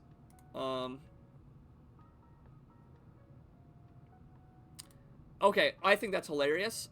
I don't know if it helps the team, but I think the first 6 are solid. They're very well rounded. There is a Piloswine here, which is a fun low tier ground type. I'm a big fan of low tier ground types. Building for this right now, the offensive pressure is brutal. I could see that. Like Roaring Moon Bundle, those are 2 very good first picks. Went on pick 9. So kind of late pick for Roaring Moon. Iron Bundle is sometimes not drafted at all. Sometimes it's picked up early. It's kind of a 50-50. Depends on how people want to gamble on the 50-50 Hydro Pumps. If I roll a 12, I miss this Hydro Pump and lose the game, you know. And I really like the duo of Altaria, Mega, and Aegislash as defense-offense threats, where they're hard to break defensively and dangerous to prep for offensively. So a lot of pressure between these two. Vileplume is very interesting. Is there a Sun team in this division? We kind of looked at one earlier. It's like a half Sun team. But I don't see like a Torkoal anywhere, so... honestly though, if you wanted to mess with the Rain team, you should have drafted Sun. I think if you throw... Like, if you take these last 5 picks... 1, 2, 3, 4... Oh, there's a Vullaby too. I gotta scroll over. You take these last 6 picks and pivot into a Sun team, or like, you know, Vileplume... Keep the Vileplume and pivot these into a Rain core.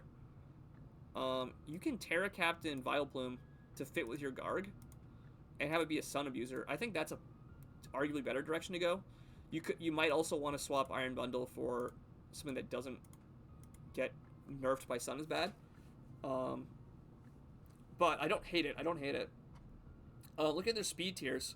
We've got 3 very fast demons and a huge fall off. We go from 117 to 80. So basically every 100 speed mon is not very pressured to run speed investment, unless it's trying to like be outspeeding stuff at +1 speed.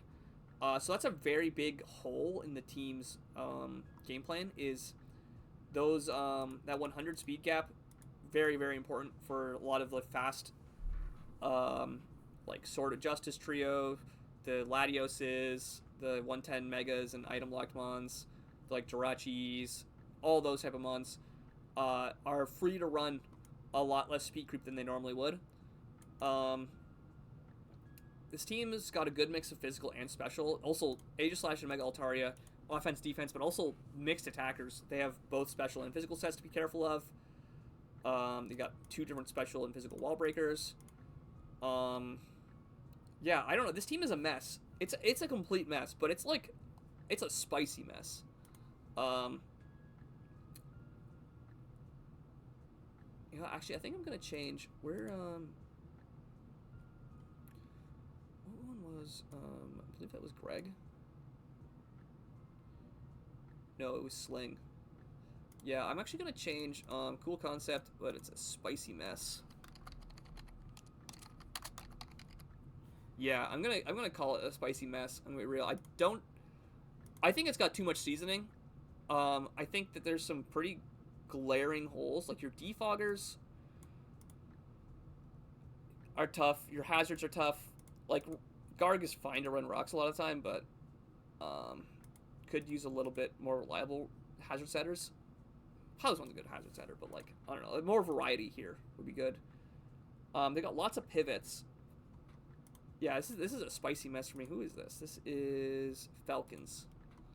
So they're the Staraptor. I'm gonna put them as a spicy mess. Their team is good. I would argue that their team is almost as good as some of these classic or like seasoning rosters, but I think that like visually, like I look at this team and my initial impression is I have no idea what they're trying to do. Like I can see the strong suits. Like these are very powerful. These 3 are very good. I like the type synergy of these 3, especially with Terra Garg. But like I look at the last half of this draft, and I have no idea what the game plan is. I have no idea what's happening. Like this would be a nightmare to prep for because I have no idea what my opponent wants to do. Right? You know, like I think it's definitely a team that can win a season. But it's a lot of the onus is actually on the builder, the team owner to figure out what they want to do with this team. Because if Falcons comes in and says, I know what I'm doing with this team and you don't know what it is, they're going to run away with the season pretty easily. But me looking at the roster, if I had this roster in front of me and I was building with it, I would be like, what am I doing here? I'd be so lost. Very spicy mess. Let's move on to Hippie, who we actually just watched the replay for. They just played against Pabby, I believe. Their team looked very good in that game. They won that game, to be fair, but, you know, they have a very deserved win. And their Terra captains are Sarah Ledge and Persian Alola. Very good Terra captains, I think.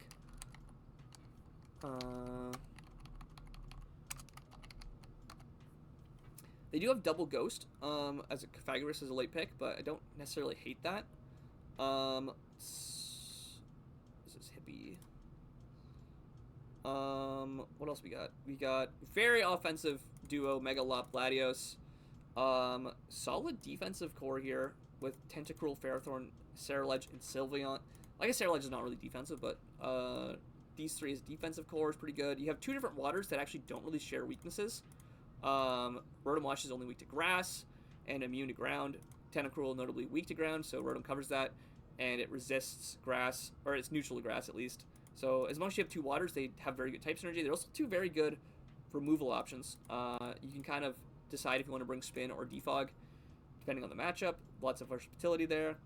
We've got two Dark types, one of which is also a Terra Captain, and two Ghost types. I like the coverage there. Sylveon's pulling a lot of weight to pull together the Fairy Dragon Steel here.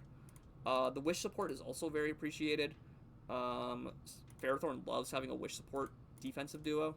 Tentacruel also loving the Wish. W Stream, hello Sweet Sorrows, hello. By the way, if anyone who is interested in joining the stream wants to call and chat and say their 2 cents on everything we're looking at here, please let me know. I'm more than happy to have you as a guest, Mr. Azzy. This team looks very good. This is a very straightforward roster. The points are pretty well balanced. It's not like as sob emoji. I'm school. That's fair. That's fair. Gotta get that bread. You know, you're stronger than me for doing school, so keep at it. Keep at it. I'm just being an e-boy, you know? Yeah, I'm being the streamer. Yeah, like these points, very well balanced, very well rounded. This is like probably going in an all-time classic. I think this is like the top of the classics. I'm gonna be real. Very, very classic cores here. I like the Whirl Compression. The Fairy Weakness here doesn't technically matter. They've got lots of hazards, 2 T-Spikers even. Ferrothorn is a hazards machine. You got Stealth Rock on Crook for when you want to save spots on Ferrothorn. Spinners and Defoggers. I don't think you're ever going to defog Latios, but 2 very good removal options. Very good defensive core, very good offensive core, lots of pivots. You got Screen Setters when you need it. Screen Setters actually go very hard with Ceruledge. And Persian Alola is, like, if you look at the speed tiers, very good, like, very good speed tiers. Holy, look at these 80s and 90s, all the 100s in there. Lots of good Scarfers. Crook's a good Scarfer, Rotom's a good Scarfer. And yeah, it's all around a solid team. Like, I don't know what exactly I can say is bad about this roster, really. Definitely a lot of pressure between Ceruledge, Latios, and Megalop that your opponent has to deal with. I do think the defensive backbone is a little bit more exploitable. You can definitely muscle through Tentacruel and Rotom Wash, and as long as you have a move for Ferrothorn, physical attackers can have a field day here, but you do have the Intimidate duo, you have the Fur Coat Persian Alola that can Terra, so you've got your defensive option. Like, a lot of onus on Hippie here to build to match it. What is Hippie's icon? So I can add them here. Hippie is... Okay, they are this character. This is an all-time classic. This is a top of the classics, I think. I think this roster is awesome. With that said, we're going to move on to Drix. And the first thing that stands out to me is Drix has the exact same Terra duo that I have. So, a little bit biased here, to say the least. Let's see what they got. Ursaluna. Sorry, this is... Ursaluna, and then we have to type it like... -BM, I believe. And it's not going to show the icon, but it's going to work. So, what have we got here? Oh yeah, this has got some classics. So, starting off, we've got a very, very strong Firewater Grass. I love Greninja, I love Infernape, two very, very dangerous mixed fast attackers. We've got Terra Rillaboom, which is a all-time demon. Very reliable Terra Captain. And then we've got an Ursaluna Blood Moon that got picked super late. That's not that surprising compared to some of the other late picks we've seen in other divisions, or in this division even. Ursaluna is not always drafted. It's a little bit of a expensive pick, of luxury pick. And we've got one of my favorite duos, which is Mega Aggron Togekiss for the Wish support. Very good mid-tier duo. And you got Slowking on here for an extra defensive water type, because Greninja doesn't really count as a water type with Protein. And you've got Terra Bellibolt and a couple other low-tier heroes in Corsola, Galar, and Drapion. Not going to hate on those too much. Look pretty solid. We've got a good amount of rockers. We've got a singular defogger, unfortunately. Only Togekiss can defog, and there's no court change or other gimmicks to remove hazards. That said, this team is not particularly rock weak outside of Togekiss. So if you just run Boots Togekiss, you probably can ignore a lot of hazards, unless your opponent is like severely spike stacking on you. Lots of screen setters. Bellibolt's a great screen setter, especially with Terra. Slowking can set screens when you need it. Togekiss is a decent screen setter, so if you want to run like setup with your first three, you definitely can. They got the starter trio, which I'm a fan of. I think that's cool. And the speed tiers aren't terrible, but they're also not great. I think that the drop off between Infernape and Drapion is a little bit unfortunate. Definitely not the worst though, because you do have priority user Rillaboom to cover some of that. Ursaluna is also a very strong priority user. So the Ursaluna, because of the icons on here, I'm kind of missing out on it, but it is definitely bringing a little bit of the raw power, the raw breaking power this team needs, to kind of keep up. I think I really like the fact that you have lots of rock setters with Ursaluna not having access to rocks. So I think that's a really good build in that regard. The pivots are basically the first three, and Bellibolt and Slowking actually, so decent pivots. And the type chart looks a little bit weak to ground, but you got to remember there's grassy terrain. There's also Terra Bellibolt, which is usually going to not be ground weak. Kiss gets Baton Pass. Yeah, that technically counts as a pivot move. Although, in my experience, Togekiss is very pressured for move slots, so having room to fit the Baton Pass is going to be a luxury pick. But, you know, if you just make it a wish bot for your Mega Aggron to do work, that's totally reasonable. Don't hate that. This team has good defensive backbone, but has also got very frail physical threats. Greninja and Infernape, very much like the assassin archetype, the ninja archetype of, like, they are, like, needle picked to destroy a team, but they also are very frail. So definitely something to be careful of. Yeah, overall, I like this team. It's a classic, but I do think there's a little bit of your salt and pepper missing here. I think your speed tiers, you really kind of need a 100 tier to support Infernape, because Infernape is going to catch a lot of flack from people not running speed creep to catch it. Like if like the 100, like the Garchomps of the world are going to be able to run a lot of free bulk because they don't have to speed creep Drapion, they don't have to speed creep Rillaboom. So a lot of, like, you know, that type of, like, Landorus Incarnate, for example, isn't going to run speed creep. So Infernape is going to be kind of catching things at full bulk. Um, and Greninja has less of that problem. Greninja at 122 is going to own a lot of the 120 speed mons, the 115s that are problematic for other teams. So Gren was a very good first pick, I think. And they do have a Trick Room setter, which I actually kind of like in conjunction with Belly Bolt and Mega Aggron here, because you can run like offensive Belly Bolt with Trick Room. Slowking also loves to abuse its own Trick Room. Slowking being a teleport slash chili reception pivot, very good here. You could honestly maybe fade on a Snow Abuser, but not required by any means. And there's also no Dragon on this team, which is fine. Totally fine. Something you might want to look into. I do think that Drapion and Corsola Galar could probably be turned into an individual pick that's better. Corsola is helping with the fighting weakness a little bit, but I don't know what Drapion is really adding to this roster outside of T-Spikes. So if there's something in 12 that you think is a better fit, I would probably just combine the two, honestly. I don't know what's in 12 in the Hustle division, or Swarm division. Like, if I was to recommend something, I would slam a Manaphy even. I know you already have 2 water types. Mienshao I like the look of, although it kind of overlaps with Infernape. Scolipede, actually. Scolipede would be sick. Oh, if you threw Scolipede over Drapion Corsola Galar, I think that would be a great direction for this team. Grand Poison. Even Solvali, I don't hate the look of. I think Solvali does a better job than Drapion and Corsola Galar combined most of the time. But that said, I do like that you have extra hazard support from the two of them, so not the worst to keep them. Especially if they're mons that you like. If you feel comfortable using Drapion and Corsola, you know, definitely keep them. Use them to their advantage, to your advantage that way.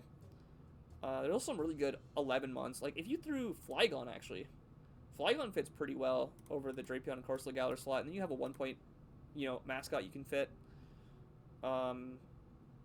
Yeah, they have lots of options if you wanted to trade those two, but you don't have to. I think this goes...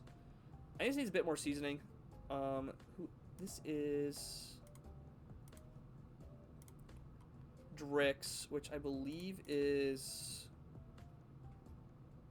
He's not the Cramorant, is he? No, that's Garrett. Garrett's the Cramorant. Which one's Drix, chat? The 3 people one. Oh, okay. Is that the Delicious and Dungeon crew? I don't know who that is, but this needs a bit more seasoning. How does it compare to the other two here?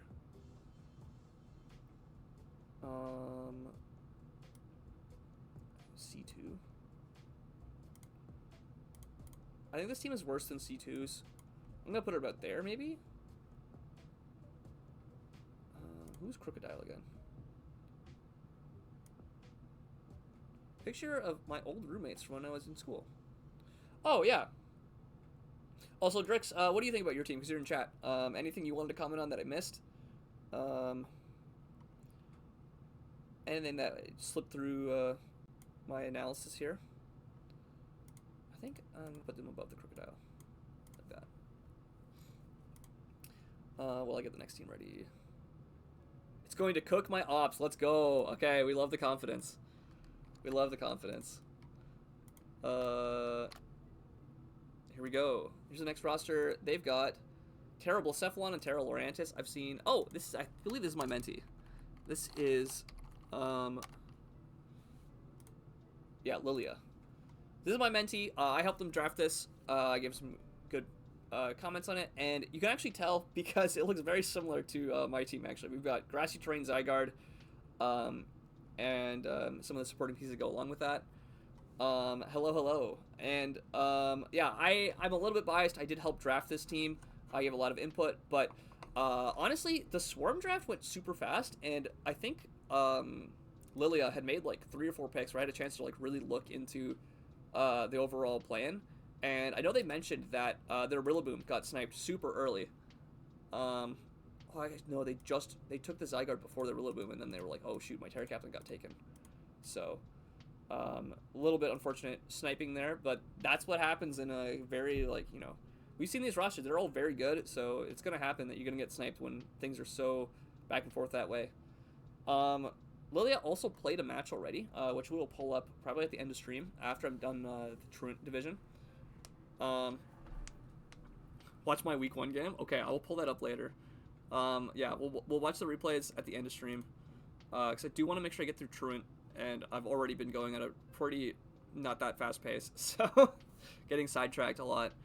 But yeah, so big thing here. First pick Sneasler, big fan of. Eventually got the terrain with Tapu Bulu here to support it. That said, Sneasler doesn't need terrain to be oppressive, so, you know, don't expect Bulu to always come. We've got the Fairy Dragon Steel, double Fairy Dragon Steel with Zygarde, Corviknight, and Prim or Bulu, or both, honestly. I need to channel my inner monkey. Yeah, the team definitely, I think it shaped up really nicely at the end. We've also got a Firewater Grass with Blacephalon as the Terra Captain. Very late Blacephalon as a Terra Captain. Very good pickup. And Double Fairy is fine here. A little bit of Poison Weakness overlap between the Fairy types here, but honestly not that big of a deal. Especially when you have a Corviknight, a Sneasler, and a Zygarde is really... And a second Steel type in Kingambit here. Really good poison checks. The speed tiers are pretty good. There is a little bit of a drop-off, no exact 100, but the 95, 107, and the Frogadier sneaking in there at 97 does mean there's a fair bit of pressure on 100s to actually run speed creep. There's also, you got your high-tier Sneasler with the speed doubling option, so it can be blazing fast when you need it to be. And you've also got pretty good Scarfers. Mesprit can run Scarf in an emergency. Scarf Bulu is actually a very real threat. Frogadier technically could run Scarf if you wanted to, but Scarf Blacephalon is very dangerous Terra Captain. Gotta be careful of. And there's also some very dangerous priority users with Kingambit and Zygarde here. With the Extreme Speed and Sucker Punch Mind Games coming in to catch stuff that you can't quite outspeed. The Hazards game, you've got 2 good rockers. Kingambit doesn't really want to run rocks, but when you're not able to terror it, it got more like ability to run defensive sets as opposed to just pure offense bullshit. You do have technically a Spiker and T-Spiker with Frogadier. I don't know if Frogadier will come to any games, but it's always a good option to have in your back pocket. Sneasler also can run T-Spikes, but it's not always going to have room to fit it, so not the most reliable T-Spiker. But T-Spikes are also very match like dependent, so you're not going to run T-Spikes every game ever. 2 good defoggers. We've got Corviknight and Lurantis. Lurantis being a Terra Captain means it can defog more easily. It's also a very dangerous Terra Captain because of Contrary. You can just spam Leaf Storm. You can spam Superpower. It's got lots of options that way. Its stats are a little bit middling, but it makes up for that with Contrary and pretty good coverage options, honestly. I believe it got like Triple X or something recently. I could be wrong on that. And Mesprit is very good mid-speed glue. Can be physically offensive, can be defensive, can be special defensive, physically, especially offensive. It's got lots of tricks it can run. It's got Trick Room, it's got Healing Wish, it's got everything. And you've got a lot of U-turn and pivot. You got 1, 2, 3, 4, 5 pivots. You can even run some other mons as backup pivots if you really need to. But like Kingambit and Zygarde, they're going to come in and they're going to force pressure. They don't want to switch out. Same with Blacephalon. Like they're going to get in and they're going to do their work. So you don't really need them to be pivots. And lots of Light Screen and Reflect. Yeah, this is a very solid roster. I really like the multiple fairies and steels. I think that actually worked out really well. I know some people are pretty afraid of type stacking. And I don't think it's that big of a deal, especially when it's some of the best types in the game. I think if you have double water, if you have double steel, double fairy, double dragon, double ground, all very reasonable. And like, it's not something to shy away from as long as you are confident in your build. So, very big fan of this. I am pretty biased as I did help draft this, but I think this is classic. Like, this is not quite on the, I don't know how you fit these points because, you know, it gets some really good, solid mid-tier picks. That said, I do think it's, like, of a similar power level to some of these higher, like, rated rosters. Like, I think this match, like, Mazda, for example, I would consider Lilia's roster pretty on par with. And Lethal Blues, I would consider this roster pretty on par with. So I'm gonna put it at the top of Classic, I think. What was the other team I put at the top of Classic? I wish these icons had names on them. It would make things so much easier for me. Was it Dave Krieger? Either way, I'm putting Lilia at the top of Classics. A little bit biased, but very well rounded roster. So far we had no one in D tier. Pretty good showing so far. Up next, this is the Rain team I was told about briefly, so let's pull this up.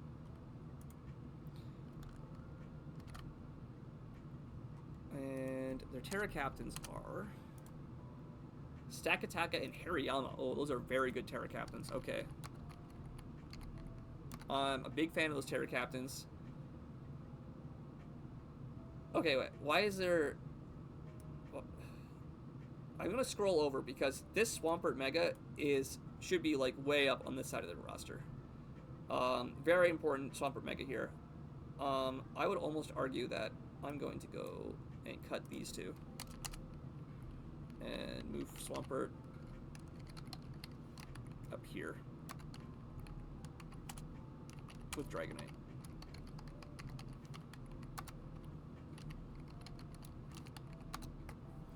And we'll look at the two low tier ones later. So big standouts. So you've got two very prevalent steel types, two very prevalent dragon types, three dragon types. Oh, that's a lot of dragons. Two electric types, multiple water types, lots of type overlap, which, like I said earlier, not a huge issue if you build your team correctly. This team does have a bit of a fairy weakness, especially a special fairy weakness, because Stakataka does not want to take strong Moon Blast. It will get killed by a follow-up attack if it takes a strong Moon Blast. So definitely gotta be careful of special fairies. A little bit of a ground weakness. Stakataka being a Terra captain is gonna kind of mitigate some of that weakness. But you know, Archaludon doesn't want to take steel moves. Raging Bolt doesn't want ground moves. Like these three really don't want to take ground moves as like rain abusers. So something to be careful of. But yeah, very much like very dangerous rain abusers here. Raging Bolt, Zapdos, two different electric rain abusers. I think it's a little bit of overlap having both of them. I think like they're both kind of trying to do the same thing, which is be like, you know, an electric move spamming weather abuser. That said, Raging Bolt is the type of mon that can win games on its own. It has priority. It's got Calm Mind. It's got booster energy. It can do a lot. So definitely not something to sleep on. Archaludon, this mon like has been Terra banned for a very good reason. Very nasty. Once again, another electric move kind of abusing rain abuser. But it's also just, I've used it without rain before and it's pretty solid. It's worth 13 points for what it does without rain. It's worth a lot more than 13 points with rain, but you do got to pay the rain setter tax, which 13 point Politoed is definitely paying that tax here. And Mega Swampert is a classic rain mon. It always puts in work. Never sleep on Mega Swampert. And Dragonite also, once again, another like non-water type rain abuser here. So yeah, and the Swift Swimmer of choice is Overquill. It's not actually a water type Swift Swimmer.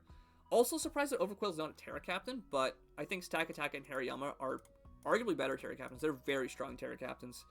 Stakataka with the obvious canceling out the quad weaknesses. Huge game there. And Hariyama is a great Terra captain because of, one, it gets a bunch of coverage moves, and two, it's got Belly Drum, it's got Bullet Punch. Yeah, loves to change its type. Thick Fat is great on a, like defensive Terra sets or like, you know, Assault Vest. Guts is great, Sheer Force is great. Like three very abusable abilities, especially with Terra. And you can even just run Terra Normal Facade if you just, you know, want to click the normal move over and over again. So yeah, pretty big fan of this team. Unfortunately, the speed tiers are complete garbage. Oh my lord. There is nothing faster than Zapdos, so they are extremely reliant on Rain for any of their speed control here. And 70 and 85 speed doubling is definitely beatable. There's definitely ways to be faster than that, especially with mons like Sneasler. You know, if you have your own speed doubling, you can definitely catch these off guard. They're slower than Excadrill. That said, that's a different weather condition, so it kind of overlaps that way. So yeah, so very slow, very defensive. I think what I would like to see on this team, if I was to make any suggestions, is this Dragonite should be a Noivern. If you're going to go so heavy on the dragons. I also wouldn't hate to see, like, a fairy type or something that can deal with opposing dragons. You do have, like, a very good steel type, but, like, your dragon and fairy matchup is very bad. So definitely something to be careful of. Would love to see, like, a fairy type or a poison type that resists fairy would be huge. Obviously, it's kind of hard to fit a fire type on a rain team, but, like, something that comes to mind is, like, Volcanion. Being a fairy resist, but also a rain abuser, would definitely be appreciated on this type of roster. And yeah, like, I know they did get sniped, as we mentioned earlier. There was the House Falcons taking the Pelipper, kind of having a feud here between these two. Taking the Pelipper so they wouldn't have access to it for the rain team. So very heads-up draft there planned from Falcons. So yeah, I also would love to see a second Trick Rumor. I think that Stakataka being the sole Trick Rumor, I know there's Pharaoh Seed. They add them back. And I believe was it Volbeat? Not Volbeat, Volbeat, sorry. I knew it wasn't Illumise, I knew it was the other one. But yeah, like, Pharaoh Seed is technically a Fairy Resist. I don't know if it's going to be coming. I do like that it's budget Ferrothorn. Was Ferrothorn drafted, though? This is Storm Division. We want Storm Division. Yeah, it was. Okay. Did we see a roster with Ferrothorn? Oh, we did. Yeah, we did. We saw a roster with Ferrothorn already. So, yeah, having Zapdos as your sole Fastmon at 100 is brutal. You're going to be very reliant on Trick Room and very reliant on Rain. And a lot of 85s here. Like, I think what I would do is I would make Dragonite a Noivern. I don't know if Noivern is even available, but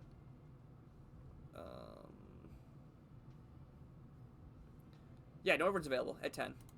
Yeah, I'd make this a Noivern as a Hurricane spam.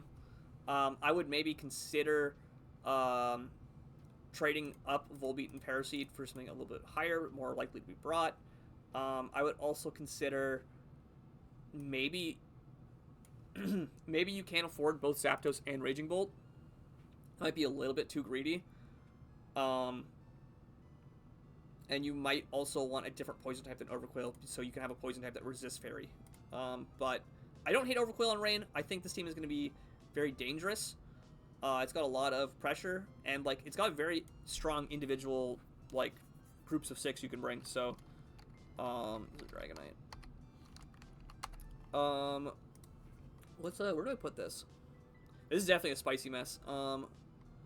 This is... Who is this? Terrastaka is very fun, yeah. Terrastaka is very dangerous. Terra Hariyama also very dangerous. Like, I think both those are good picks. I feel like this is a spicy mess. This is Chemfruit. Who's Chemfruit's avatar? Are they... No, that's Garrett. Oh, are they Meganium? What's Chemfruit's icon?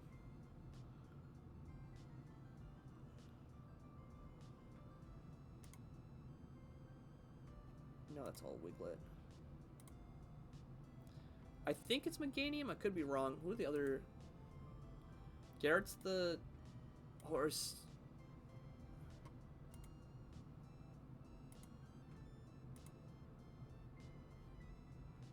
Okay, well, we'll figure out what their icon is later, but they're going in Spicy Mess. I think they're honestly at the bottom of Spicy Mess, though, because there's way more of a mess.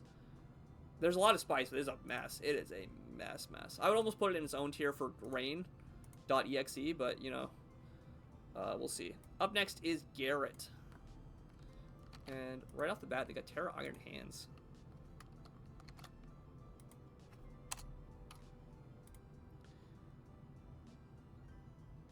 Let's see what we got here. So, right off the gate, very fast speed tiers. Crobat, Starmie, Mega Dancy, and Volcarona, covering basically everything between 100 and 130 that you would like. Very nice benchmarks. They've got good mid speeds with Nidoking at 85. That forces the Rotom's turn speed creep, which is very important. And they got slow bonds as well. They've got 2 fast Trick Room setters, which is kind of counterintuitive, but they do have Trick Room setters for Iron Hands, which is their Terra Captain. Let's put that in there. And an Appleton as a Terra Captain, which is also, I like that. That's a good 5-pointer. It's a good 5-point Terra Captain. Very slept on, in my opinion. They've got a classic defensive duo of Skarm Bliss. They've got a backup Skarm or Crobat also as a fast defensive option. Starmie is also a very good fast defensive option. You have double Natural Cure, which is always funny. They've got good breakers. Nidoqueen is a great breaker. Iron Hands, breaker. Volcarona and Mega Dancy, kind of like fast cleaners and breakers. Starmie's a very good cleaner. Crobat can be a cleaner if you need it to be.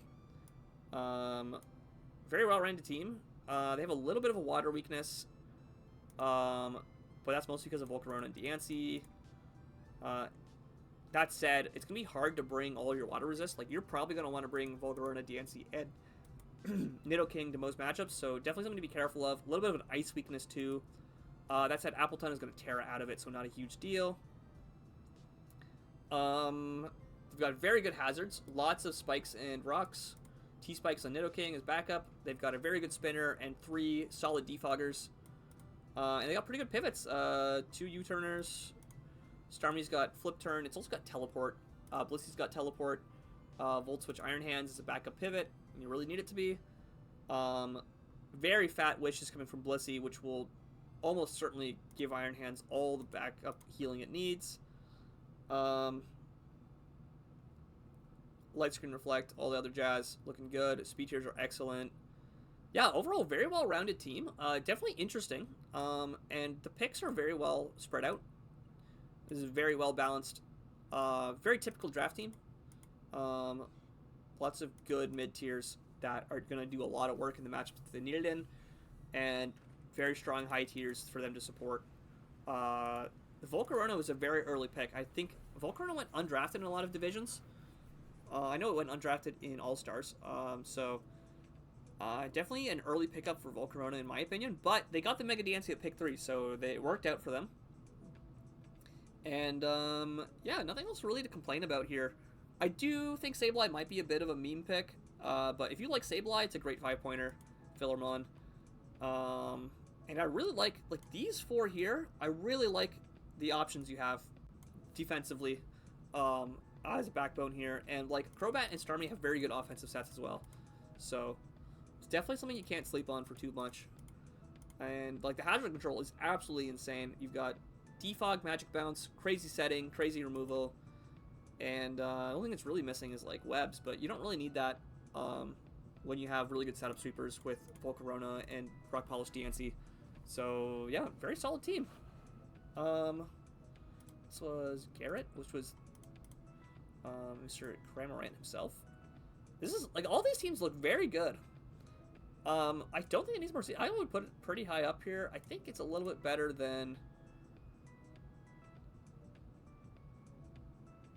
Is it better than Pabby's? Maybe not.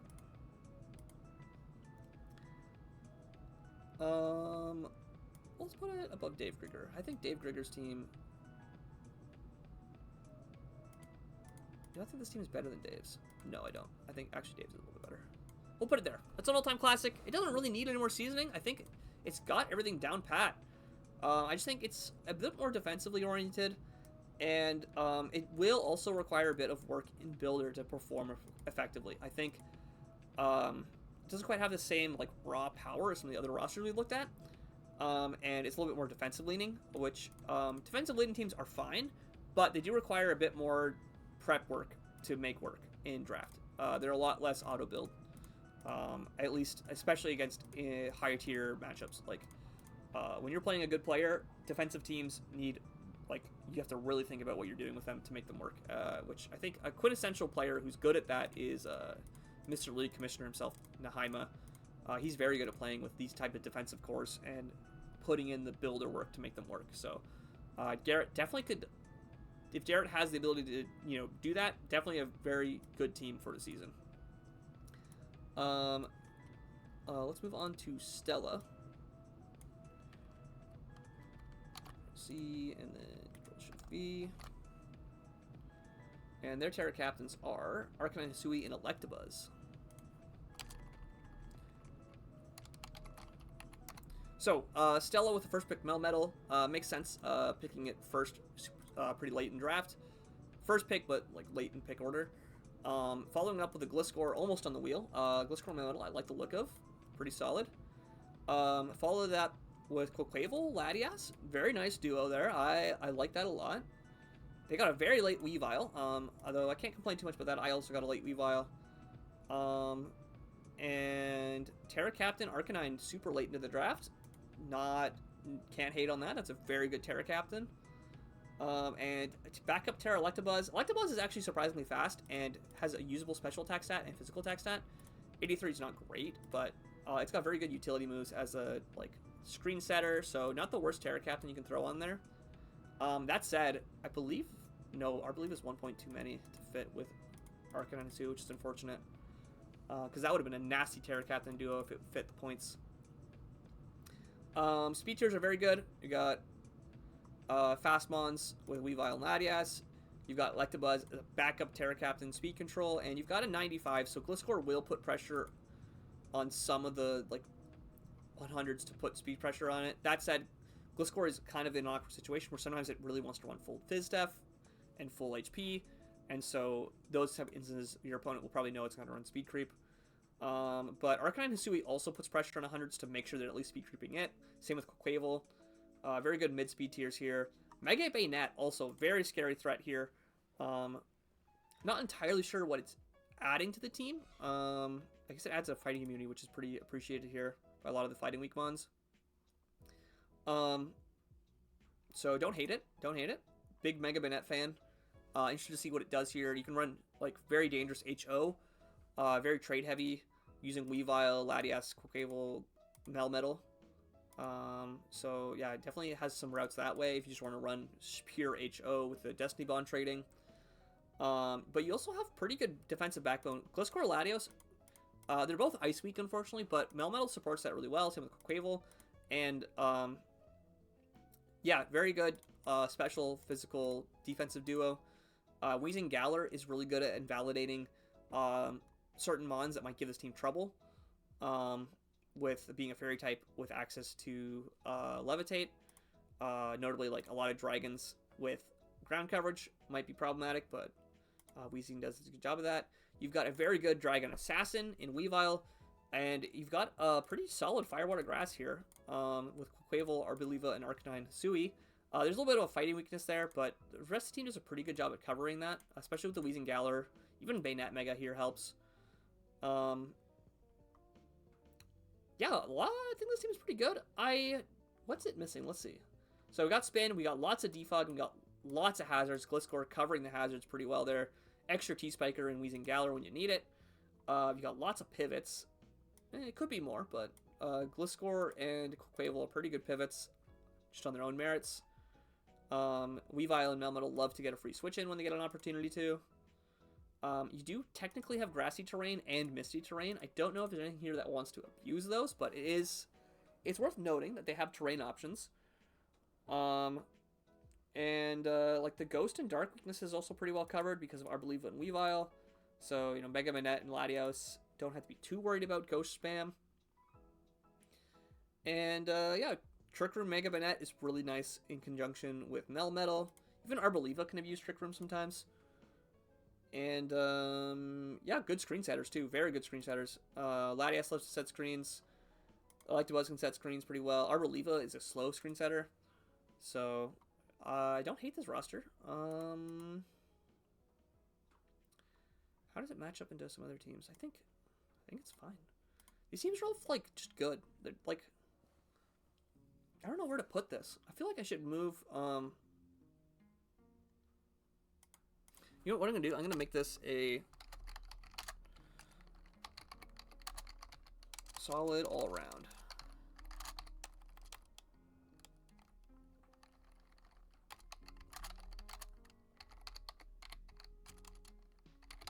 I think what I'm gonna do is I'm gonna put this solid all metrics as like a tier below here, and I'm gonna move. Who's this? Stella. Stella. What's Stella's icon?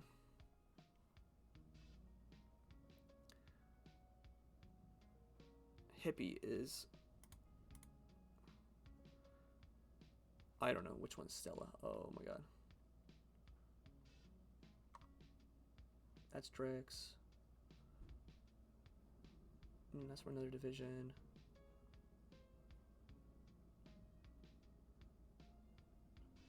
I don't know whose icons are whose. That's Garrett. Lilia. Greg. Chad, does anyone know who Stella's icon is? Is anyone there? We'll come back to it then. And then last but not least is Metro Shock with first pick Kyurem. Ooh.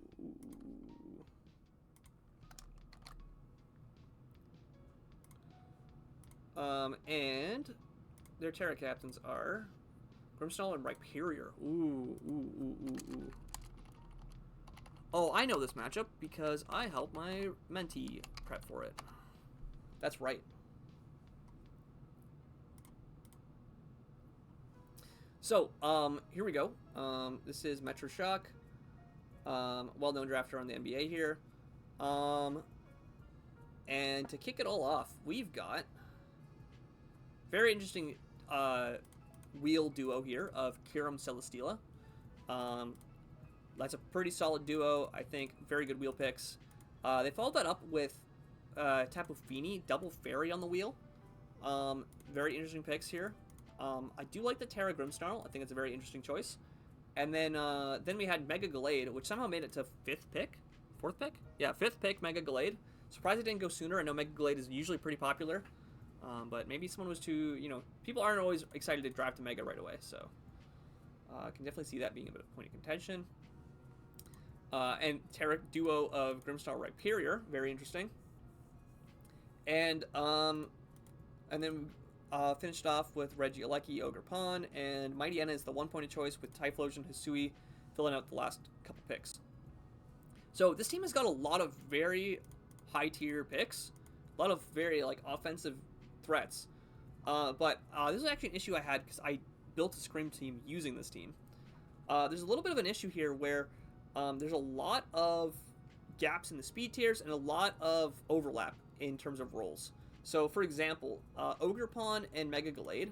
Now, notably, this is an Ogerpon that can run an item, which is very important. If it was one of the other Ogerpons, I'd be more worried about this, because Mega Gallade is item locked, so it can't run Choice Scarf, whereas this Ogerpon can. So the double 110, a little bit of an overlap there, and then you go straight from 110 to 200 at Regieleki. So, it's a Regieleki. It's always faster than things. If you're faster than Regieleki, you're doing something insane. And then you jump from 110 down to 95, where you have Kyurem and Typhlosion Hisui. So there's a little bit of room where the 100s, the 108s, they're kind of in between there, and there's not too much contention for them to run max speed, but they do still have to make sure they're speed creeping Kyurem and Typhlosion. Regular Typhlosion might be better for this team. Okay, I'll take a look at that when we get into some of that discussion. That's a really interesting comment.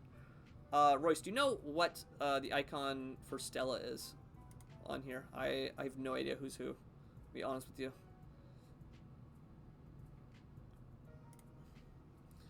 The head. This one here.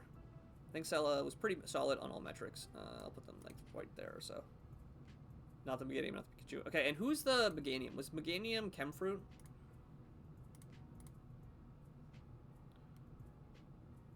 Chemfruit's Meganium. I'm putting Meganium in Spicy Mess, but I'm putting it at the bottom of Spicy Mess because their speed tiers were such a nightmare to look at. The speed tiers were horrifying. But yeah, here we got Metro Shock. Hello, Chemfruit. Hello. I did give your team one of the lower ratings, but I also think your team has got a lot of stuff going for it.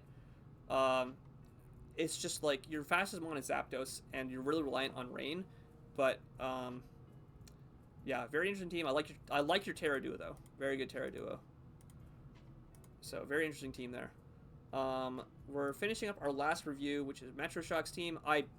So I actually built a scrim team for my mentee for Lilia, literally I think yesterday, using this team, and this team is very powerful, but it also had some very glaring weaknesses that Lilia's team really was able to take advantage of. And one of the biggest ones here is that they are almost completely owned by Zygarde. Ogerpon being their main ground resist, and Celesteela getting owned by Thousand Arrows made that matchup really hard for Metro, from my perspective. And also the speed tiers, like this speed tie with Kyurem, Typhlosion, and Zygarde was also very unfortunate for them. And they also kind of got owned by Sneasler. So definitely a tough matchup, I think, for Metro Shock, even though this team does look very powerful at first glance. In terms of hazard removal, they only have 2 hazard setters. They've got Spikes on Ogerpon and Rocks on Rhyperior, which is a little bit unfortunate. They do have very good solid screen setters. They have, I think, some of the most consistent screen setters you can get. Yeah, like Feeny can run screens, Grimmsnarl can run screens, Regieleki loves to run screens. I'm a big fan of the Terra duo, actually. I think Terra Grimmsnarl very slept on. That said, is there a better Terra? Not really, no, because Ogerpon's Terra banned. So I think they made a really interesting choice here. I do wish they had another Trick Room setter. That was another thing that came up to me when I was building as a scrim team for this match. Is I would love to see Rhyperior be able to abuse Trick Room. Even Trick Room Celesteela is not the worst in certain matchups. So if they had a second Trick Room setter, I think that would be pretty good for what they're planning to do. Like if Typhlosion Hisui was a ghost type with access to Trick Room, that would be a big improvement. In that regard, their removal is, it's not terrible, it's not great. Regieleki's fine. Feeny is always able to run Defog pretty consistently, and their pivots are kind of middling. Grimmsnarl does have a pivot with Parting Shot, but like U-turn on Ogerpon and Volt Switch on Regieleki are very exploitable. And like Celesteela and Kyurem, they're very greedy. They want momentum sinks. They want to eat momentum. And so if you don't have the ability to make momentum for them, they can kind of have troubles getting in and doing their thing. So definitely something to keep an eye out for. Definitely some improvements on the momentum aspects here. Yeah, definitely this team definitely is cooking something. It's got a very clear game plan of screens setup. Very dangerous setup sweepers with Kyurem and Celesteela. Mega Gallade can use screens. Rhyperior can rock polish behind screens. Even Swords Dance Ogerpon. Granted, it's not like one of the typed ones where it has a secondary stab move, but it has pretty good coverage options, and with Swords Dance and the boosting item, it can chunk through the things it needs to. Feeny, I think I tried to run in the scrim that I built for my teammate. I ran Iron Defense, Calm Mind Feeny, so it can abuse screens. So this team is going to really come down to how well your opponent can answer your screens, and how well you can prevent them from answering it. Which reminds me, actually, very good pickup here. Ogerpon being a Defiant user, very good at preventing or punishing Defog. So I do like that, but I do wish there's a little bit more hazard setters outside of screens. I think their rock game is particularly poor, and Ogerpon almost never wants to be able to fit Spikes. It's kind of hard for it to fit it. I do believe they brought Spikes Ogerpon in their match against Lilia earlier, which we will watch the replay for that at the end of stream. At the end of a roster review, at least. So definitely, like, they know what their hazard options are. But yeah, very screen focused. I believe this team is somewhere between more seasoning and a cool concept with a spicy mess. What was Falcon's team? I want to know, is this team better or worse than Falcon's? Oh, Falcon's team is definitely better. Yeah. I'm gonna put that there. Yeah, I think this is roughly what my ratings are. I think these classic teams could honestly be in any order, more or less. I do think Dave Grigger probably has the least cohesive of the classics, but it's still a very, very good team. I would also argue that you could maybe put Lethal Blue below, in terms of like raw power level. I think Lethal Blue could be below these two even. Same with Mazda. Mazda might be below Lilia or Pabi, I believe. But I just put them up here because the picks that they made, if you look at their pick orders, they're absolutely bonkers. This is Truant Division. I think it was specifically Keldeo, Mega Scizor, Gouging Fire, Pecharunt, all in a row. Super late picks, super late Mega Scizor. Yeah, time for Truant. Yeah, I know. The Truant gamers are they're foaming at the mouth here. But yeah, the reason I put Golden Mazda and Lethal Blue in their own category is because like some of the picks they made super late into the draft would never make it that far in other leagues, or not other leagues, other divisions. Like Cinderace in All Stars, Matt is taking Cinderace almost every time, second or first pick. So like, very surprised to see Cinderace go at 5th. Mega Mawile, not that surprising to see go super late, but still very, very high point mon. Hydrapple going kind of late, also pretty surprising because it's a very popular Terra Captain. And then Golden Mazda, like super late Gouging Fire, super late, I would say super quote unquote late Mega Scizor. Keldeo going 3rd pick isn't as surprising, but still pretty impressive. So that's why they're in their own category. I'm gonna upload that, and then these bottom teams, they're all got very interesting concepts, very cool ideas. Some of them need a little bit more fundies, so the bit more seasoning. Some of these teams need a bit more salt and pepper, and I think C2's team, it really needs a little bit more spice. Like it's missing a little bit of chili flakes. It's got really solid fundies, but like it's got the salt and pepper, but it doesn't have any of the spiciness. And then these other two teams, like they've got the spiciness, but they don't have salt and pepper. It's not seasoned properly. So, and then the spicy messes. These teams, they're crazy. I have no idea what they're doing. House Falcons team, like very strong options on here. I just don't know what the overall game plan is. Metro Shock's got some very glaring issues, but very, very spicy screen setup options. For example, so, and same with Chemfruit. Chemfruit's got crazy rain options here, but missing a lot of the basics that I would recommend for a draft. So I think that's my tier list. Download the image, and we will upload that to the channel for all people who are not watching stream currently to see for later.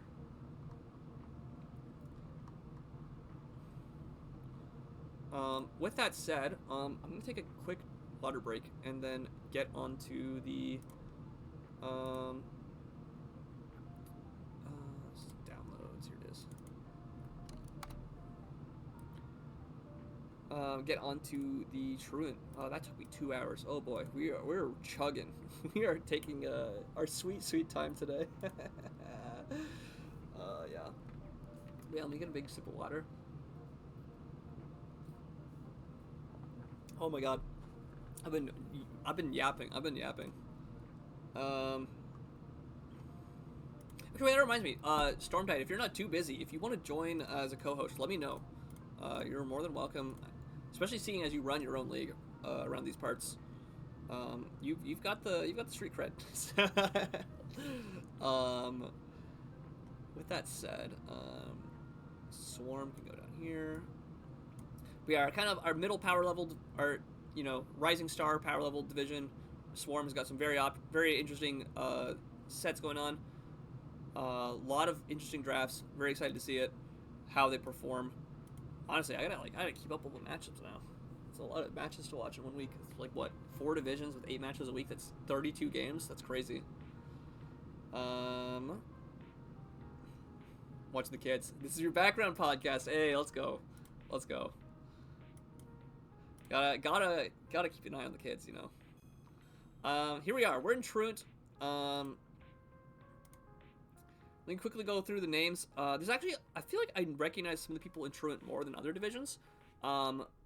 So long-term draft people I know of. Roy Ace. Roy Ace is from my home league.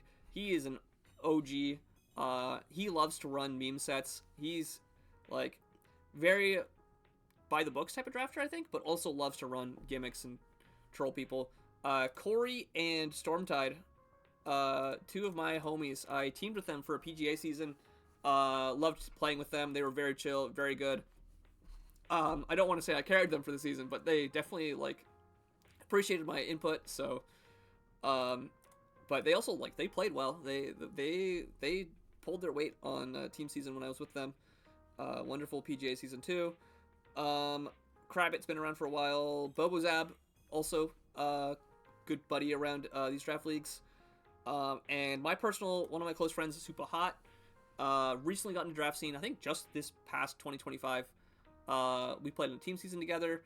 They played in another smaller league that I'm running.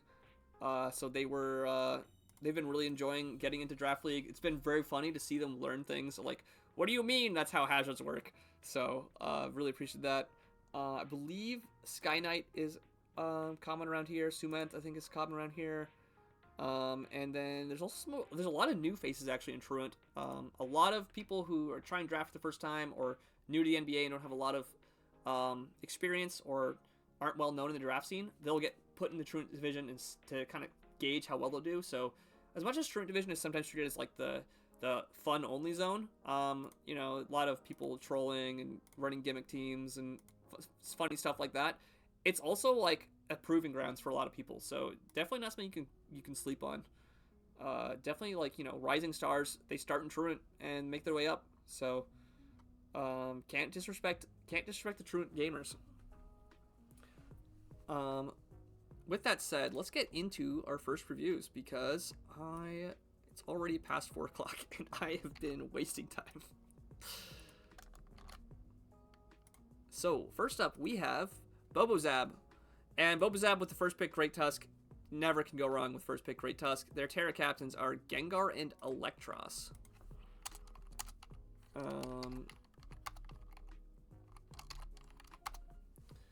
Once again, Electros being a fan favorite low tier Terra. So first thing that jumps out to me is you've got Zardwai, Great Tusk. So minor sun little strategy here. And then follow that up, you have a minor grassy terrain synergy here. You've got Rillaboom, Hawlucha. Notably, Great Tusk is a ground type that doesn't mind grassy terrain because it usually runs Headlong Rush for the extra damage of Earthquake. And that's not reduced by grassy terrain. So yeah, I got Hawlucha here. They're very late pick up on the Weavile here. And then you got Tinkaton as a defensive mon. Vaporeon is a defensive pivot. And Great Tusk also being a Phys-Def tank when you need it to be. And Wobbuffet, which notably is Shadow Tag banned. So it's just here, Shadow Tag banned. So it's here as a, just a guy, just a mascot. It's got Team Rocket mascot in the house. Speed tiers look very good. 100, 110, 118, 125, all very well rounded. Notably, Hawlucha also is a speed doubler, which can be very, very threatening. Tinkaton and Great Tusk Rillaboom like fitting the mid-speed tiers, putting pressure on the Rotom forms at 86. And, yeah. Electros and Vaporeon are slow, but not the worst. It's not really any like Trick Room abuse on this team, but you don't really need it. They've got 2 pretty good rockers. They got Tinkaton and Great Tusk, and also a T-Spike setter when you need a Gengar. Could have more hazards. Not the worst. Definitely not the worst we've seen. Mascot in the house. Yeah. Corey, or not Corey, but Wobbuffet on Bobozab's team here. We love it. Defog options as well, but Great Tusk is pretty much your go-to spinner. I do like Great Tusk Megazard, letting you get those rocks off for Charizard very easily. And lots of pivots. U-turn on Rillaboom and Hawlucha. Electros has also got Volt Switch and U-turn. Flip turn Vaporeon, very good pivot. And you got some screen options. Tinkaton's a pretty good screen setter. It's very good utility Gloomon here as a fairy type and a steel type. Some of the team looked like it was kind of missing through the draft. And then, yeah, you got very offensive options with Gengar Weavile. Gengar Weavile as cleaners. Hawlucha is a cleaner. And then Wall Breakers with Megazard, Great Tusk, and Rillaboom can be a cleaner as well. Overall, I really like the team. They do have Gengar as a Terra Captain. Now, we have been gassing up Rillaboom as a Terra Captain all season. I think it's fine without Terra. Honestly, I would prefer if Rillaboom was Terra banned, because I think it's good enough without Terra for a 15-point price point. Gengar is a very good Terra captain. Definitely can run some shenanigans. I've definitely said that there's some arguably better Terra captains than Gengar, but Gengar is a great mascot. Everyone loves Gengar.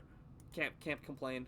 No real issues here with that. Electros being a solid Terra captain with Levitate. He's got lots of coverage. Likes to get the offensive boost on. I will say, if Wobbuffet isn't really doing anything for your team here, which I'm not sure if it is, it's kind of a Psychic Resist. I would see if you can get a 6-point Terra captain, because I know there's some demons in 6 for Terra captains. Double Charizard. Like, Escavalier is a really good Terra captain if you wanted a Steel type. We've seen Terra Gliscor on other rosters. Terra Golurk is actually really good. Terra Gligar is like Gliscor Light. Terra Grafaiai if you wanted a different Grassy Terrain abuser. I'm a big Heliolisk believer, although it kind of overlaps with Gengar. With Speed Terra, Terra Hoopa has been done before by Roy Snover. So yeah, lots of good Terra captains in both 5 and 6. So if you like your mascot Wobbuffet, go for it. We're here for it. Team is a little bit weak to fire, especially with Sun. Definitely an interesting. Your main fire resist is Vaporeon. So you got to be a little bit careful about opposing fire types. There's also a bit of a flying weakness, which is a little bit exacerbated by the fact that Great Tusk and Hawlucha and Rillaboom are some of your most important mons. And your flying resists are Tinkaton and Electros, which you might not bring to every game. So you need to be careful about those flying weaknesses. So you might want to like a more physically defensive Steel type to help with that. But Tinkaton is definitely a usable mon, especially if you're trying to run this more offensive leaning. And also a mild Ghost weakness, but Gengar's going to Terra out a Ghost type probably to deal with that, unless you're running like Shadow Ball spam. Good Terra Hoopa U, yeah, exactly. I was talking about Hoopa Vanilla. 6-point Hoopa regular. Also a very good Terra captain. So a little bit of type weaknesses to watch out for. Their hazard game is fine. Their pivots are fine. Their utility, their overall like breaking. They have very good breakers. Very, very offensive breakers. Very good cleaners. Very offensive leaning team. Just gotta be careful of some of the weaknesses that overlap in the finer details there. And this is. But yeah, I made my own thing for this because I had no idea what exactly was going on. I'm gonna put this in A or B for now. I'll probably put an A. We can move it around later. And we'll name A tier once we have a better idea of how this compares to some of the other rosters. Because this team looks very all-around solid. Very solid offense team. Got a few weaknesses that are exploitable. It's pretty typical for an offense team. It's got both Sun abuse and Terrain abuse. I might have liked to see maybe a Chlorophyll mon, but Megazard is a very greedy Sunsetter. It doesn't really help its teammates that much, so you don't really need a Chlorophyll abuser. And I like the Grassy Terrain to support some like Gengar's not levitate anymore, so that helps there. Tinkaton loves the Grassy Terrain for the extra recovery because it's a little bit missing in some recovery sometimes. So yeah, very, very different direction to go with Rillaboom. Don't hate it. I don't hate it at all. What's next? Brandosaurus, and they've got a collection. So, first pick, Iron Valiant. Never can go wrong with that. Absolutely amazing first pick. Their Terra captains are Rotom Heat and Knuckle Stack. Which I like. Knuckle Stack being Garganacl Light is always a threat. I like Iron Valiant Pecharunt. This is like an OU duo. Rotom Heat Ferrothorn is a solid duo defensively. They love each other's support. And Dracovish is the water type of choice. Oh, and they've got Sand plus Dracovish. Ooh, okay, okay. Very interesting. I will say, I do think Sandrush is a little bit of a meme on Dracovish. I think it's better to run it as a just raw Choice Band or Choice Scarfmon with Strongjaw. That said, having the option to run Sandstream Dracovish is very good. Or Sandrush for when you need it. So definitely not a terrible pick. Definitely getting your point value out of it because it is very expensive for how linear it is. But having the extra options of Sandstream very good there. And it's not terrible as like a water type defensively with your water grass here, your fire water, your fire and grass type here. Hippo, I'm a big Hippo fan. I think it's a little bit almost overpriced, but it does a very good job what it does. I used it last season. It was very consistent, very solid. Good defensive Cormon. Very good with Ferrothorn and Rotom Heat here. A little bit of a water weakness, maybe? I guess you have... Okay, Dewpider doesn't really count as a water immune. But you got lots of resists between Ferrothorn. Hydreigon also here. I didn't mention Hydreigon yet. I like Hydreigon Iron Valiant a lot. I think it's a really good offensive fairy and dragon duo. You got the steel type to fill in the type core there. Very, very well rounded. Also a little bit of an ice. Ooh, actually a pretty nasty ice weakness. Especially because one of your main ice resist is a Terra Captain.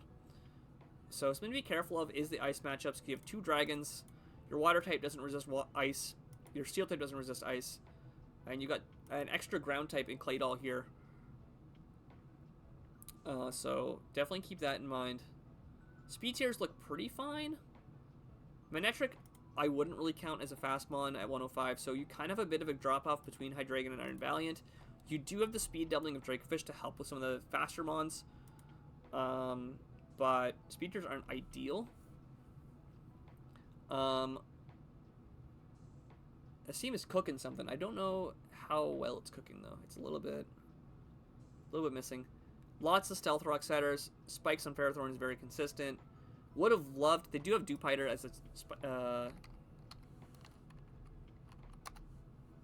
as a web setter. I can't sleep on Dewpider because I do have a Araquanid on my roster, and it has way less stats, but it does effectively do similar things. Set webs, has water bubble, so it is something you have to respect, at least a little bit. Pterodactyl stack, also something you have to respect. It invalidates so much things defensively. Very, very strong option there. Lots of screens. I think Rotom Screens is a very good option here. I really like the offensive duo of Iron Valiant and Hydreigon, but I do think there's a bit of a speed tier gap here. That's just some things that were going to kind of be a threat to them. They're both weak to Fairy, notably. That said, you have very good Fairy checks. Pecharunt, Ferrothorn, Rotom Heat. Amazing Fairy checks for the Dragons and Iron Valiant here. And yeah, overall, also good support for Pecharunt with Hydreigon and the Ghost resist of Knuckle Stack. You gotta remember that Purifying Salt resists Ghosts. Very important little addition there. Yeah. Claydol is here as a spinner. I don't know when you're going to be able to afford to bring Claydol. But definitely interesting. Lots of Levitate mons. Notably no flying type, though. Only Levitators, no flying type. So something this team should be careful about is Mold Breaker mons. Because a Mold Breaker mon will kind of chew through some of these Levitate Pokemon. That said, Rotom Heat can always Terra into a ground resist or neutral to ground mon or typing, so important to keep that in mind. And outside like the ice and somewhat water weakness, the water weakness is pretty well managed, I think, but you gotta be careful of some of that. God, I gotta think of a rating for this team. Okay, so Bobozad's team, I think, was like an all-rounder.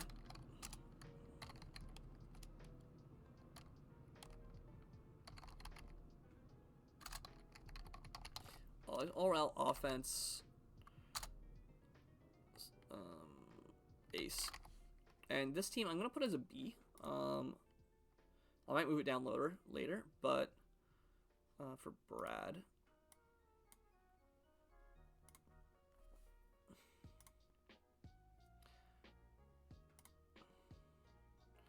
It almost feels like they cooked enough to burn something, you know? Like, they got the easy bake oven.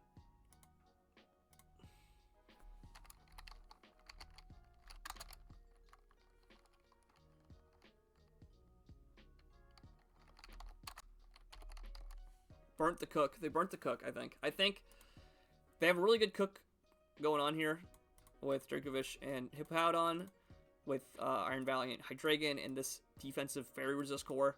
But I think they need something that's not Manectric, something that's not Dewpider, something that's not Claydol. I think these last few mons, there's a pick somewhere in there that like fixes some of the holes in the teams, and I'm not entirely sure what it is at first glance here. I'd have to like take a deeper look, but even like maybe not Mismagius, but something along those lines. How much points is Mismagius? Is it 9? I think it's 9, which is unfortunate because you could pair something else with Rotom Heat here. But yeah, I do like Pterodactyl stack. I don't hate Pterodactyl stack, but I do think like Manectric, Claydol, Dewpider, definitely some room for improvement there.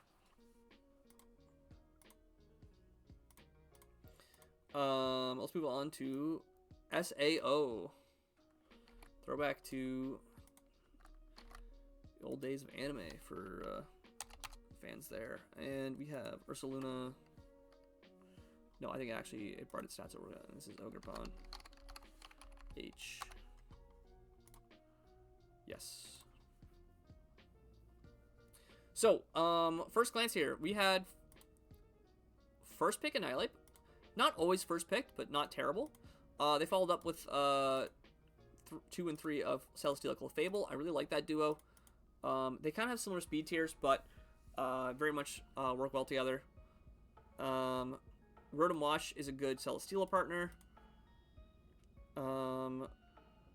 This team looks pretty slow. Oh, it is very slow. Ooh. Notably, Clefable can Wish Pass for Annihilape, but it has less base HP than Annihilape, so you do gotta be careful that your wishes are being effective that way. Ursaluna and Blood Moon, also a similar boat, but it does have its own recovery, so you don't have to Wish Pass to it as much.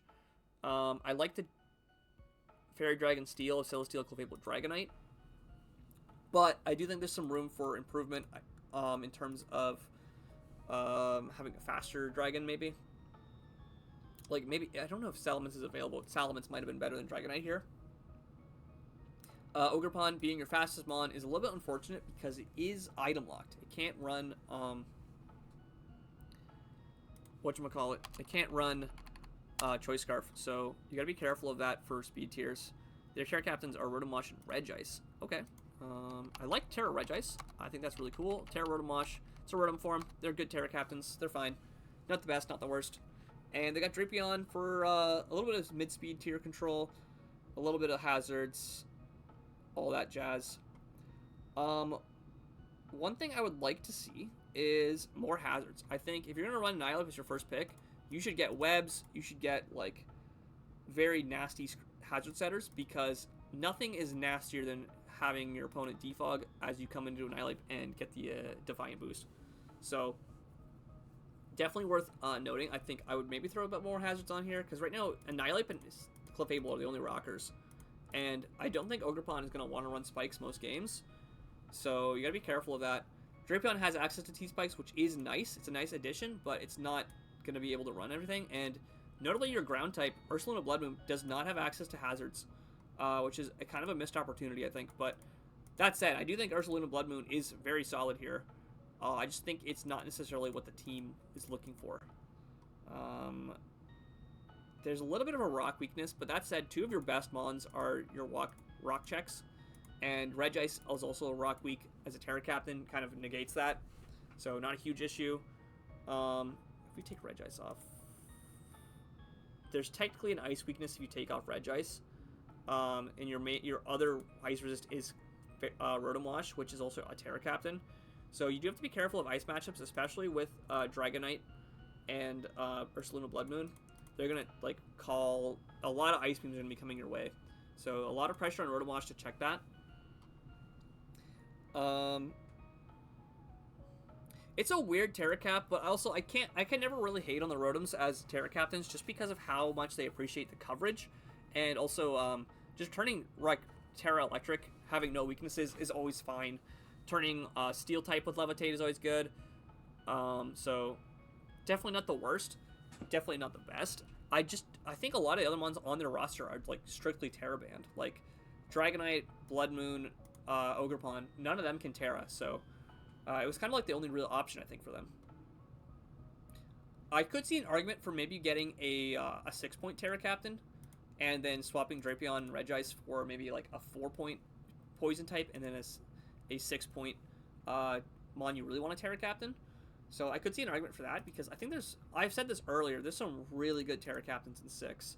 I'm talking like, if you have Snow, Barbarical or Beartic. Beartic's really good on Snow or Rain. Vanilla Charizard is a very good Terra Captain. Loves to remove that quad weak to Rock. Escavalier is a very good defensive Terra Captain. Farigiraf, I think I've ran as a Terra Captain before. We've seen Gliscod be a Terra Captain. Grafaiai, Heliolisk. Actually, I guess it doesn't. It kind of overlaps with Rotom. Heliolisk I would like as a speed control Terra Captain on this roster.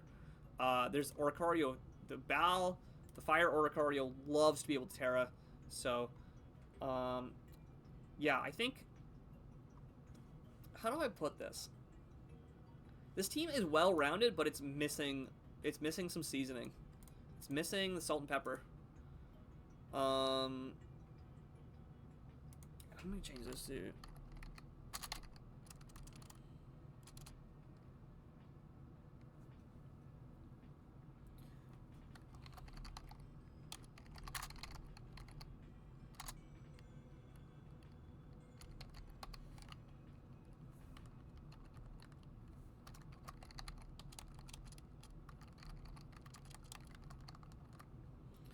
I don't want to use Cook twice. I think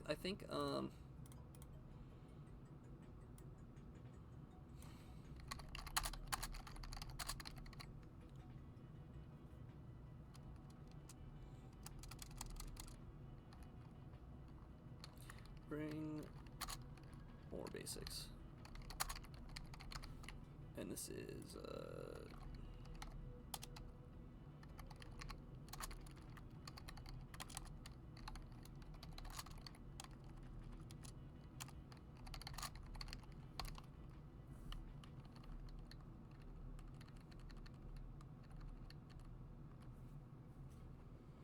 there we go. Let me go. This is sorry, I'm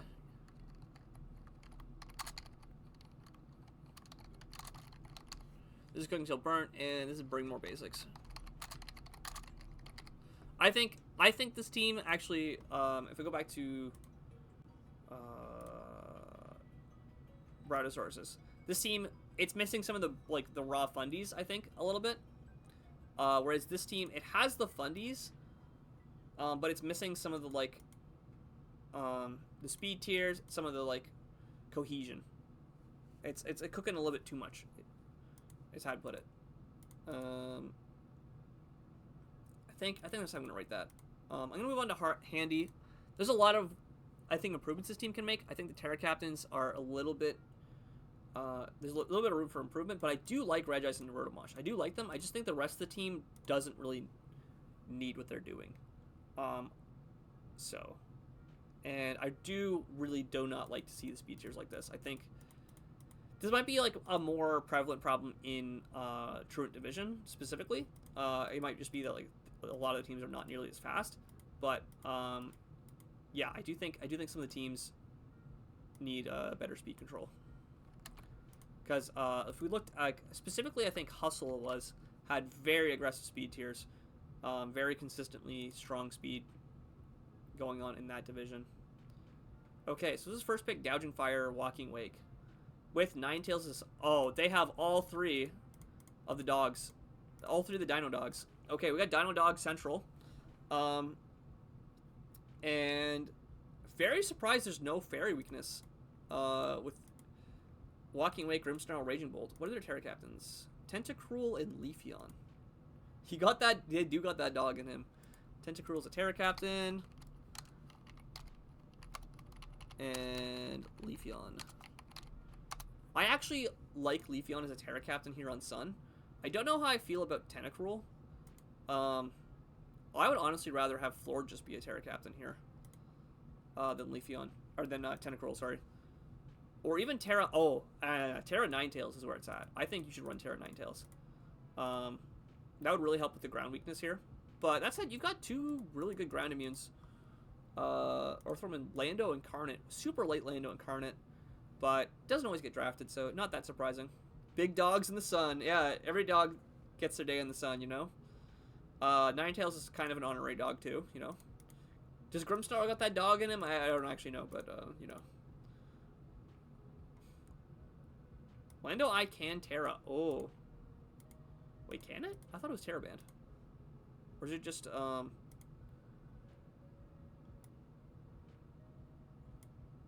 yeah, it's Terra banned. Landora I is Terra banned and Sheer Force banned. Yeah. No, I knew that. Yeah. Mod abuse. Mod abuse. They actually, yeah, they even got 2 extra dogs. Like, they got the, you know, the dogs, and then they got the dogs. So you got the big mean dogs and the cute little dogs. So definitely got the dogs. They've got Spin, they've got Defog, they've got Hazards. Maybe would have liked. No, actually no, the Hazards are fine. I think Orpham's a great Hazard setter. Although honestly, I would love a Web setter on this team, or a Defiant Punisher. Although that's maybe like a bit too greedy. Lots of screens, which I love screens with Raging Bolt, Gouging Fire. Walking Wake doesn't mind screens; it doesn't need them as badly as other mons. Landorus actually appreciates screens, so the cats and dogs. Yeah, it's raiding. It's raiding cats and dogs, but it's Sun. Lots of good pivots. Could be more, honestly, but not the worst. Just basically just enough pivots. A little bit of a rock weakness. But yeah, mostly because you have double fire. A little bit of ground weakness, but once again, Sun is going to kind of run into that. Very good water checks. Triple Dragon will do that. They do have a steel type, so Fairy Dragon Steel is somewhere in here validated. Although I would not be surprised if they brought 1, 2, 3, 4, and then 2 support mons every game. Like, I would not be surprised to see Triple Dragon show up and just click. Yeah, this is a good meme. This is like an A tier meme. I gotta say, this is going in its own category.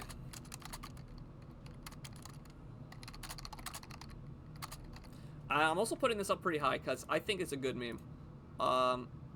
So I'm putting Handy up here and Who Let the Dogs Out. I do think there's some room to improve. I would 100% make Ninetales my Terra Captain over Tentacruel. That's my personal preference because I've used Terra Ninetales before. It's been very good. I would also consider. What else would I consider here? I would consider getting webs.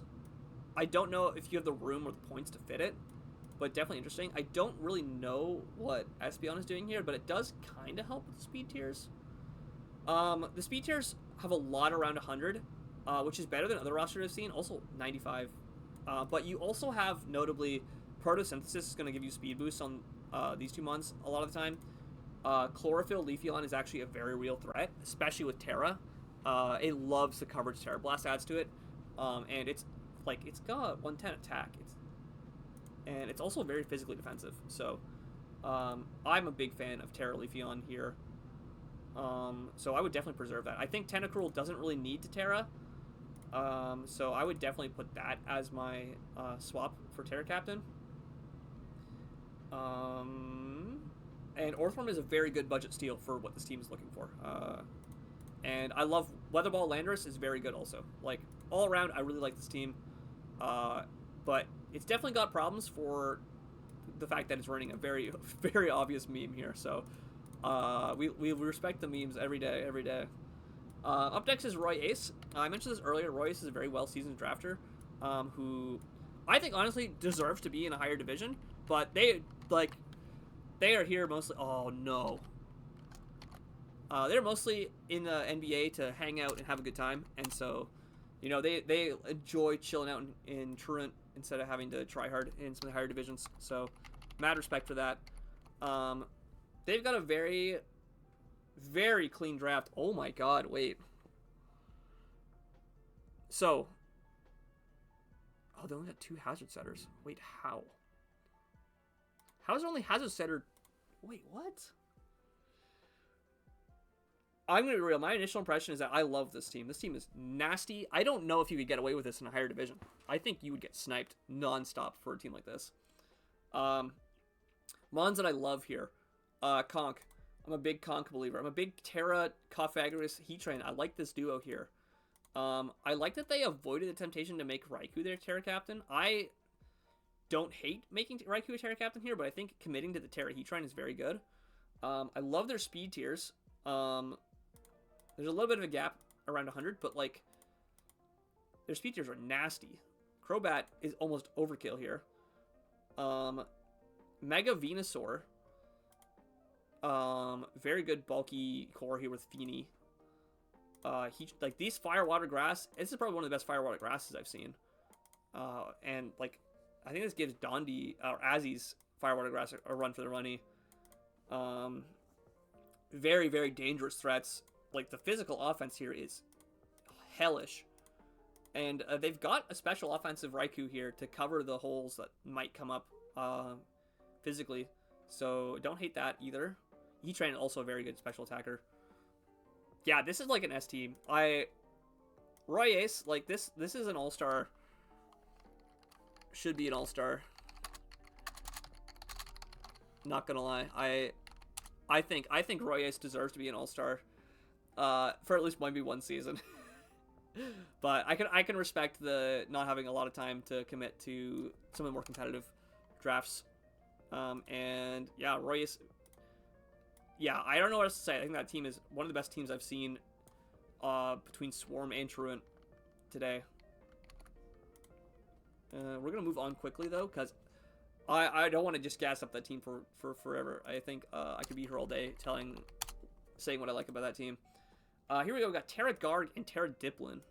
Very defensive duo of Terra Captains, but these are both two of the most obnoxious defensive Terra Captains you can come across. Terra Diplin, like you can't knock it off. It's like one of the most dangerous of Highlight Walls. It's got good like breaking options, so very, very good mon.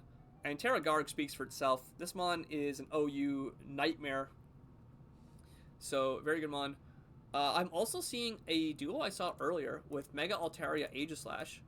I believe this was a Swarm roster had the same duo. Offense, defense, duo, nightmare here. This team's got very, very good speed.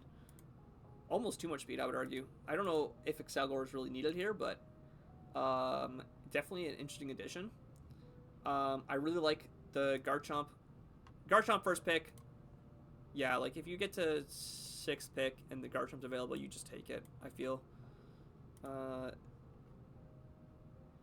Tornadus. Honestly, I think Tornadus should be a Terra Captain. But Terra Garg is probably more valuable here. So definitely another option you have as a backup. Reuniclus could also be a Terra Captain. They have a lot of good options for Terra on this team, honestly. Superior is Terra banned, so worth noting that. One thing I do see about this team, though, is there's no water type. There's no fire type. There's no fire, water, grass, which is not the worst, but definitely worth noting. I feel like Garg being Terra water in most games is pretty likely to happen. So something that worth keeping an eye out for if you're coming up against this team. This team is also very fairy weak. Oh. Yeah, 1, 2, 3. Double Dragon, both weak to Fairy. Darkrai weak to Fairy. Diplin's a 3rd Dragon, which is a Terra Captain, so it kind of gets around that, but you do have a very good Fairy resist in Aegislash, but you gotta be careful of that Fairy weakness. Also a Steel weakness? How? Well, because of Garg. That kind of doesn't really count. A Bug weakness? What? What? How do you... Oh, it's because of Diplin and Double Grass. And a huge... Oh, this is really bad. No, I do not... Yeah, the Ice weakness is brutal here. Yeah, this team needs a water. This is like... If I had to give this its own rating, this would be 7.8 out of 10, not enough water. Like, yeah. Absolutely needs a water type on here. They have a couple good things here. I do like their hazards game. They have some defoggers. Dude, this team needs a Blastoise. This team needs a Blastoise so badly. Yeah.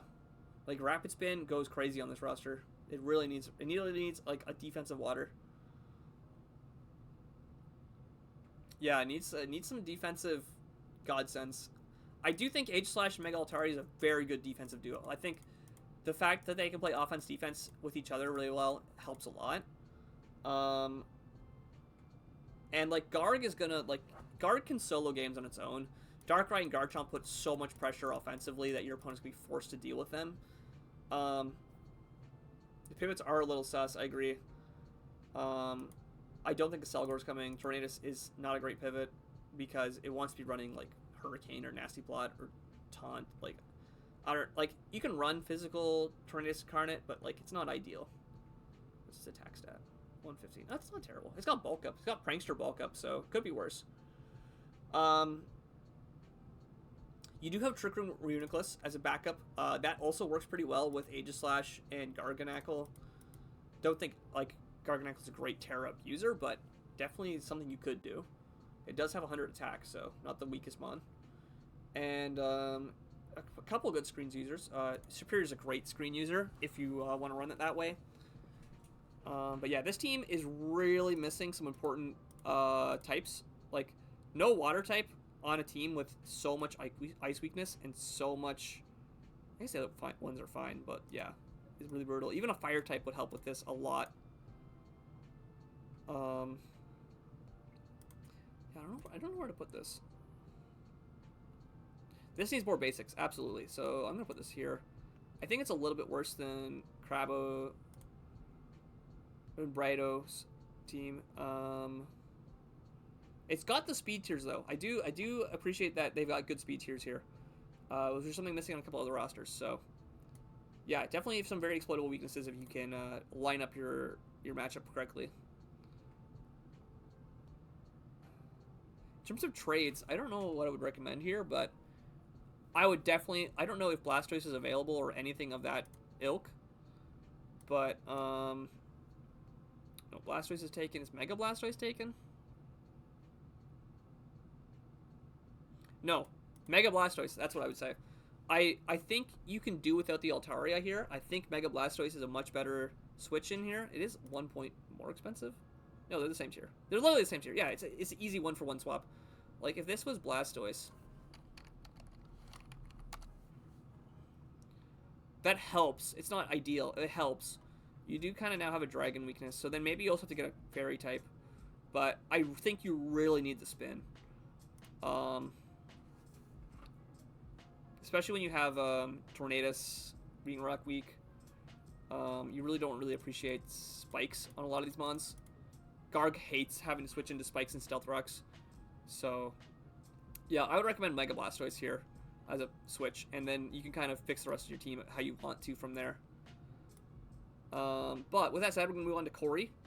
Corey, good. I partnered with them back in Season 2 of the PGA. I'm excited to see what they have here. I know, okay, Tornadus Tarian. And this is Ogerpon. Water. Their Terra Captains are Ting Lu and Bruxish. Oh, I remember seeing this. I was putting together the tier list maker because there wasn't one yet, and I saw that their Terra Captains were Bruxish and Ting Lu because of the way that I made the tier list, and I thought that was a sick duo. I actually really like Bruxish as a Terra Captain. It's surprisingly fast at 92 speed. It's got 100 attack with Strongjaw. And it's surprisingly offensive. Also, dazzling, preventing priority moves is very good. It's a demon. It's like for 4 points, it is very much worth picking up if you have the room for it. Okay, this team looks nasty. Wait, we've got double fast regenerator here. Also both removal options. We've got an Ogerpon form and a Blacephalon. Stab Wave Crash. Oh shoot, yeah. Breaks through screens, yep. Yeah, Psychic Fangs is such a good move. Blacephalon is cool here. I like the Fez. We've got double Fairy, double Steel. We don't really have a fire, water, grass, but you do have Ogerpon, which kind of covers 2 of those on its own. There's a little bit of a ground weakness, but I think that's mostly because of Togedemaru. Yeah, it's mostly because of Togedemaru, which is your mascot of choice, basically. So ground weakness doesn't really matter. They've got 2 really good spikes and rock setters. They've got spin, they've got removal. Oh, what did I do? Oh, I think he cooked. Yeah, I agree. Do they have Trick Room? They do. Bruxus gets Trick Room. Okay. I like the Pheasantipity here. The speed tiers are really good. Togedemaru doesn't really count for too much, but it's here.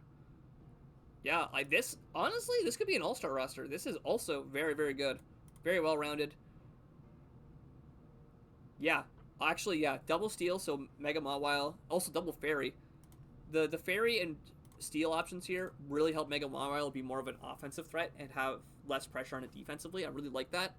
I do think they could probably go for Terra Blacephalon instead of Terra Tinglu, but Terra Tinglu is a demon. I think it's totally acceptable to have that as your Terra Captain. And like I said, I really like the Terra Bruxus here. I actually really want to see what they can pull off with it, because it's a mon that it's ugly as sin, but by God, will it commit some sins? It will tear through teams if you're not careful. Even Cyclozar could be a Terra Captain if you really wanted to be. So definitely good alternative Terra options if you want to go that route. But Tinglu, very good wall if you want to Terra it. I have no qualms with that at all.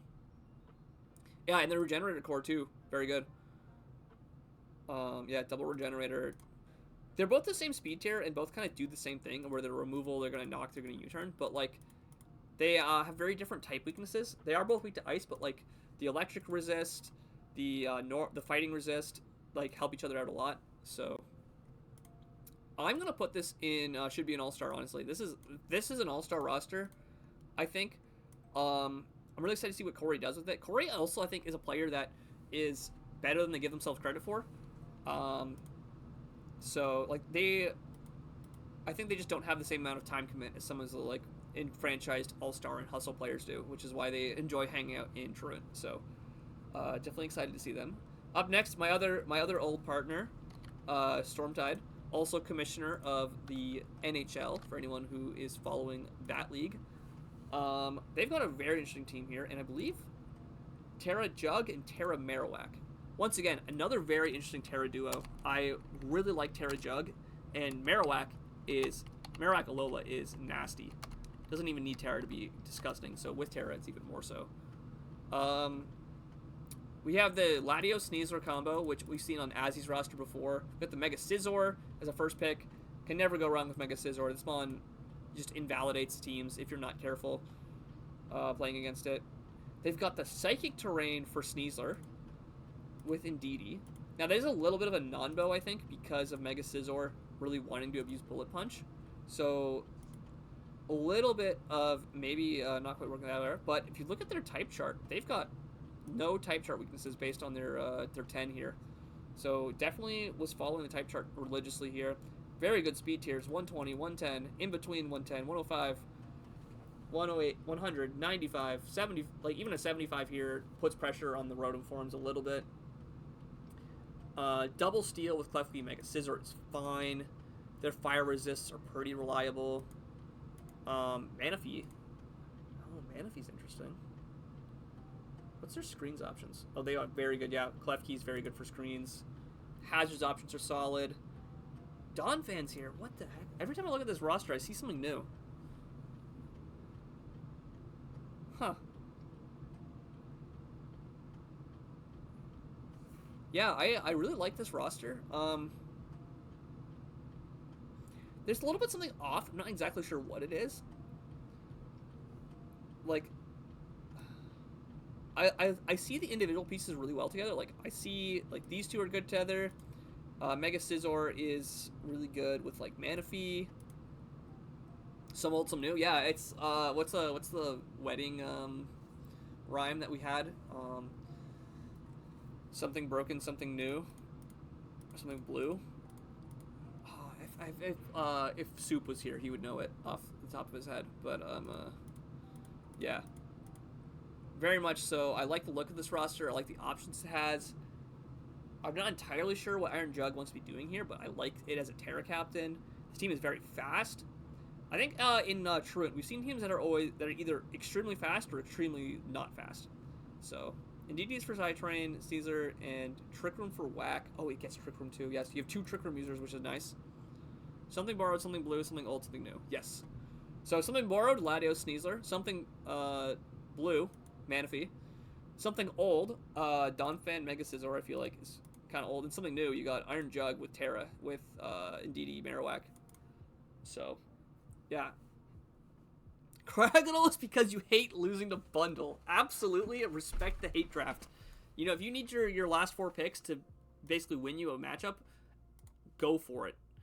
I think you have a fine bundle matchup already, but absolutely respect the hate pick. We love haters in this chat. Yeah, good hazards, good spin. 2 spinners, lots of defog. Good pivots, too. Flip turn on Latios is such an important addition to his roster of sets it can run. And I love the Trick Room screens. Yeah, this also, I would say, belongs in All-Star. This is a very good roster. It's the wedding roster, you know? Like, I do think Roy Ace has the best team of the ones I've seen so far. I do think Corey and Stormtide's teams are a little bit worse than Roy's, but that's mostly just personal preference, I think. I think Roaring Moon is a nightmare. Kartan is a nightmare, yeah. So, and it's got a good mix of physical and special threats. It could use a little bit more defense, but like it's mostly physically defensive. I know you got good Spadef. Craggle, Spadef, Latios technically. But like I said earlier, just slap AV on something, you know? Assault Vest carries your Spadef, it's fine. We're now halfway through the Truant division. We're making good time, actually, surprisingly. EV and Prey, exactly. Let's go to Sumanth next. What have we got here? So first pick, Meow, very common pick. We have Terra Captains of Ceruledge and Volbeat, very respectable Terra Captains. Ceruledge, obviously a nasty carry, and Volbeat having access to Tail Glow makes it a very scary potential not Trick Room, but Terra Captain. That said, you could also go Terra Muck on this team, and that would be fine as well. But don't hate the Terra Ceruledge. We do have T-Tar Drill. So, you know, you get the Yowie couple chilling. We've also got Kilowattrel here. I guess it can abuse Terra, not Terra, Rock Weatherball, which is interesting. A very good speed tiers, Mega Kang at 100. The 111 Screamtail can put a lot of pressure on things defensively and offensively. You gotta be careful of that. And then 2 very, very fast threats in Meowscarada and Kilowattrel. Very fast pivots, very fast cleaners. And we also have Excadrill as a speed doubling cleaner. So, once again, speed tier is really solid on this team. Removal, we've got Drill and we've got Defog on, whatchamacallit, Volbeat. So it could be a little bit better for removal, but the hazard setting game is really good on this roster. You got Spikes and T-Spikes on Meow, and you also got T-Spikes on Muck. T-Tar, Drill, you know, the rock homies. Screamtail can run rocks if you really need to. Yeah, Tailglow, Terra, Volbeat. It's got very low base special attack, but like if you become like a stab, let me look up this up. Let's go. Team builder. We should really format Natdex draft. Right, you run Tailglow. And what's your special options? Giga Drain, you can heal. Thunderbolt, Shadow Ball, Bug Buzz, obviously, Air Slash, Charge Beam, you can Charge Beam spam. Does it get Terra Blast? It does get Terra Blast. It does only have 45 base special attack, so, you know, you do have to be pretty heavily invested, but, like, Tailglow plus Prankster, You've got Moonlight to heal. You've got or Moonlight or Roost. You got Taunt. You got Thunderwave for Toxic or Trick. Like, you could trick something, like a Choice Scarf that, like, as a wall. Trick a wall, a Choice Scarf, and then run Tail Glow. You have 85 base speed, so you're pretty quick. So, definitely got good options there. Even just making this, like, a defensive pivot. Like, make this Terra... I don't know, Terra Steel, even. Or Terra Ground. And just run it as a U-turn pivot. Totally acceptable. So... yeah, smooth. Alomomola, he is here for Wish Passing. I like the Wish Passing with some of these, like, bigger HP stat mons. Double Wish Pass, actually. You got Screamtail as well. These two mons have the highest base HP of the mons on this roster, so their wishes are always going to be appreciated. Mega Kanskong also has a wish. Also, very high base HP. Once again, team loves that. Like, Drill has a very high base HP, so it appreciates having these fatter mons for Wish Passing. If you're going to run that. I just don't know how the two pieces of this team kind of fit together. Like, we got a really good Fire, Water, Grass. We do have a Fairy and a Steel. No Dragon type. But that's not necessary. Not super needed. Prankster Tailglow goes so... It's more like you prankster the other moves that you can use with it. Like, it's all Kilowattrel. Oh, that's true. Yeah, their only special threat is Kilowattrel. Ooh. Good call out. Good call out. Yeah, mostly physical here. Yeah, I'm still alive. We're still in the middle of Truant. We're on halfway through Truant right now. Here's our current ratings. There's a couple rosters that are like all-star worthy. There's some that are like a little bit more out there. We got the Dog team. The Dog team is actually so good. Handy's team, I love this team. So it's got its own tier for the dogs. But yeah, I think this team, I'm going to put it in Bring More Basics. I think they're... no, I think it's all around. I think it's all rounded, but it does rely on Kilowattrel pretty heavily. So I would put it either here or here. I think I'm going to put it here for now. I might move it up. Yeah. Definitely needs another special attacker. I don't exactly know how T-Tar and Drill fit in with the rest of what this team is trying to do. I think Sand kind of saps away some of what Alomomola and Screamtail are adding. I also think there's some redundancy here. But there's 3 Wish Passers. Like, this is a team that I would love to pilot. I love Wish Passing, but I think this is a little bit overkill. Sorry for the VOD. Yeah. The VOD will be up as soon as I'm done stream. I will also be uploading them to YouTube for anyone who wants to watch on YouTube. I do have to just make sure I get that done in the background. Oh, wait, they have a point left. They have a single point left, and they never picked a 1-pointer. Maybe they did a trade or something.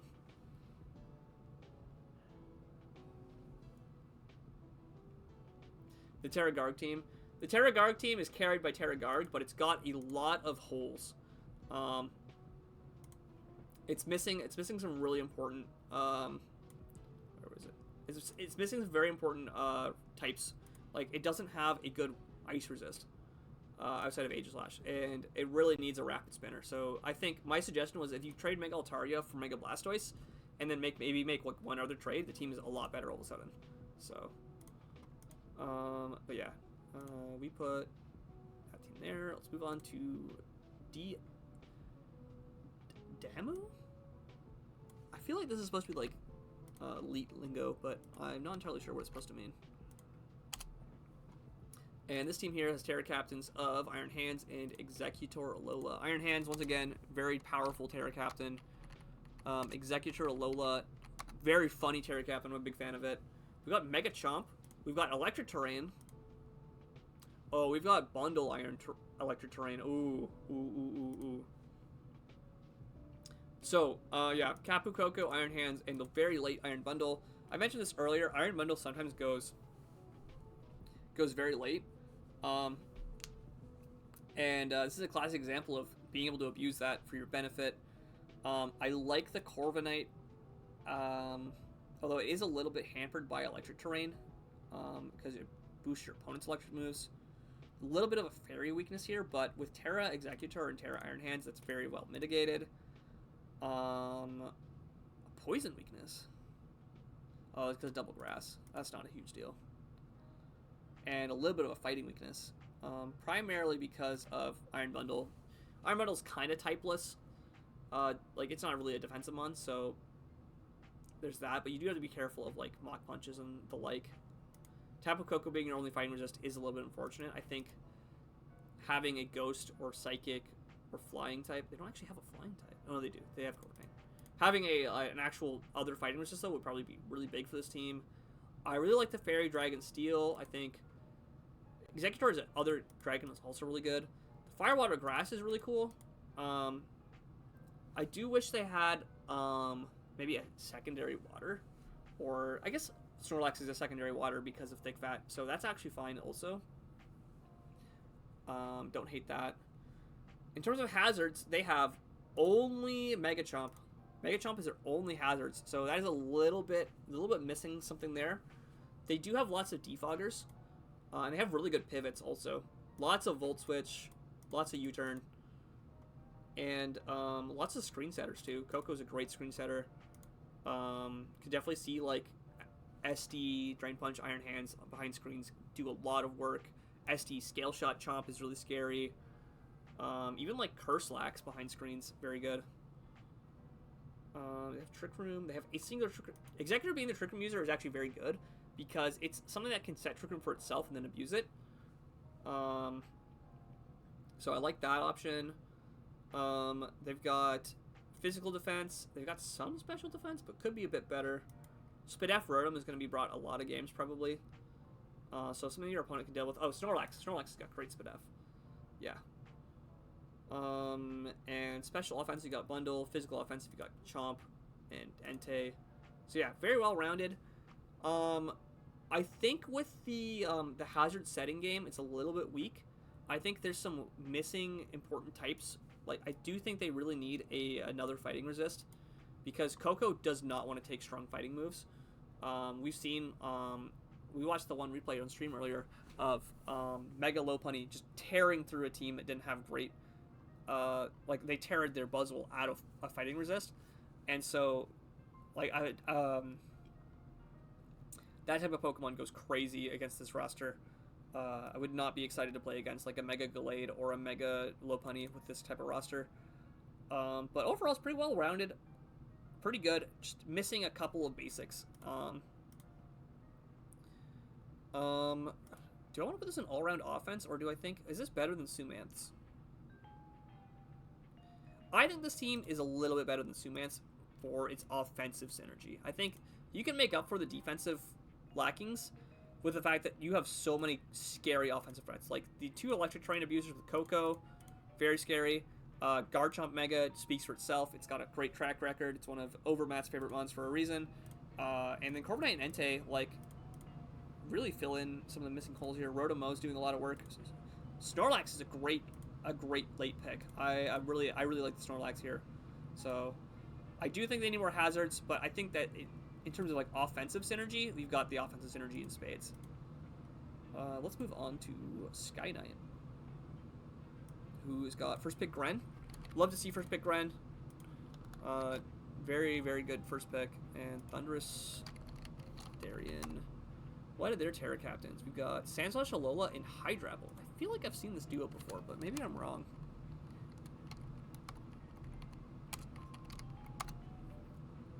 So, we got good speed tiers. We got, once again, Infernape Greninja, the starter duo we saw earlier in Swarm. We got Ursaluna Slowking Galar. Slowking Galar plus Sandslash Alola for the snow setting. Very good duo there. Blastoise is a spinner and a backup water type because it takes some of the pressure off Gren. Gren's not really a water type, it's more of like a typeless assassin. We got Wish Pass with Sylveon. We've got pretty solid speed tiers. 122, 108, 101. Very good. A little bit of a gap between 100 and 78 for Blastoise. So that is something to keep mind of. A lot of Rotom forms are going to be running mostly bulk. Sandslash Alola, speed doubling, also another fast mon you got to be careful of. Shell Smash Blastoise, also speed doubling. Gotta be careful. And then you got some very slow, dangerous threats, especially with the Trick Room setting of Slowking Galar. You can Trick Room, pivot into your Ursaluna, pivot into your Hydrapple. Even Sylveon can sometimes abuse, like, Specs, Hyper Voice in Trick Room. So I do like that. Is there a... We have Sandslash as the sole Steel type. So a little bit, maybe wanting more there. Could prefer maybe a better Steel type to fill in, but Steel types aren't super required. Slowking Galar has a pretty good defensive profile that kind of covers what a Steel type might do for a team. We have really good Fire Water Grass offensive duo. You have a defensive water type when you need it. I think Gren and Infernape, they're two kind of peas in the same pod of they're very fast mixed attackers that they're like assassin archetypes. They are meant to clean you. They're meant to take out very specific threats, and it's impossible to prep for everything they're going to do because they have really good mixed sets. Infernape's more setup focused. Greninja's more like choice using Life Orb, hard hitting pivot focused. So there's that. You've got really good spinners, really good hazards. There is a lot of pressure on Infernape to be a rocker, which is a little bit unfortunate. That is kind of the territory you get into when Ursaluna is your ground type because it doesn't have rocks. Really good pivots though. Lots of U-turn, flip turn. Like fast pivots here, really good. You have the slow pivot option of Baton Pass and Chilly Reception. And Trick Room we mentioned earlier. Sylveon can set screens if you want to run setup. Lots of options here. Very well balanced team. A little bit of a ground weakness. That's mostly because of Sandslash, so that's not really that big of a deal.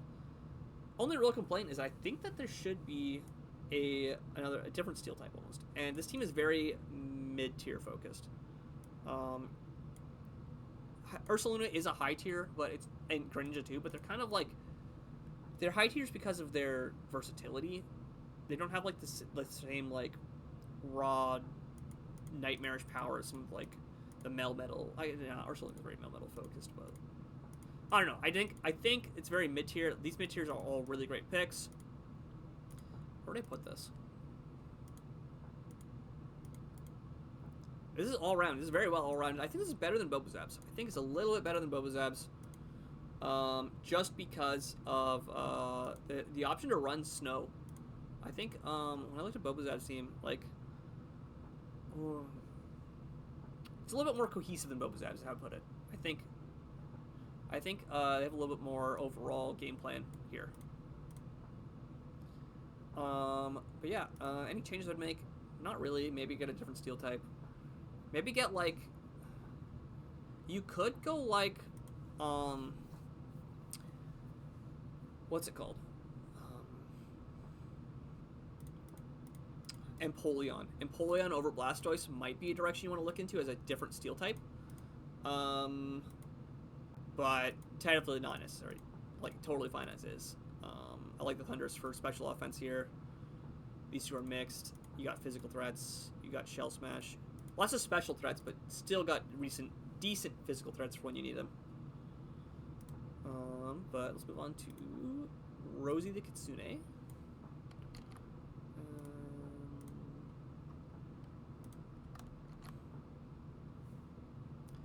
There's Terrapagos, Stellar. And their Terra Captains are Tapu Bulu and Tauros Paldea. Oh, okay. I actually thought this was a really creative duo also. I was a big fan when I saw this on the preview. They got Iron Boulder here too. Oh wait, okay, what do we got going on? So first of all, very very fast speeds, speed mons. Zeraora, Iron Boulder, very fast. It kind of falls off though. You kind of go from 124 straight to 100. That's okay, not the biggest deal. You've got Furret at 90 and some 85s and Terrapagos and Nidoking. So not the worst. Two normal low tiers is whatever. I think we'll probably just take Furret. Yeah, if you ignore Furret, they're totally fine for fighting weakness. A little bit of a ghost weak, or not ghost, fairy weakness. That's mostly because of Drampa. Oh, and Mandibuzz. Mandibuzz and Paldea. Paldea's also going to Terra out of that, so that's not a huge deal. A little bit of an Ice weakness. Blue is going to Terra out of Ice weakness a lot of the time, but you got to be careful that Ice weakness. Also, Drampa is kind of adding to that, so I don't know how often you bring Drampa. Not a huge deal. And a little bit of a ground weakness. Ground weakness is a little bit more prevalent, but they have grassy terrain, so that cuts a lot of that problem in half also.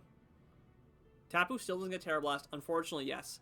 Not having Terra Blast is very annoying for Tapu Bulu, but I think you don't really need Terra Blast for what you're going to do with it as a Terra Captain. You're going to usually Terra it as a defensive mon, or so you can get a Swords Dance off. And being able to take that hit and then Swords Dance, and then Leechy, like Horn Leech all your health back is going to be huge. You can like Terra it into a Fire type. You can Terra it into a Steel type. Because you're going to have the Grassy Terrain to prevent the ground moves from doing as much damage. Like the Earthquakes aren't going to hit you as hard. I actually really like Tauros Paldea as a Terra Captain, though. Especially in conjunction with Kudchu. There's some really interesting sets you can run with Kudchu. You can run, like, Kudchu Pataya, or not Pataya, Lychee Berry. You can run Kudchu Salakberry. It's also just a good Intimidate pivot.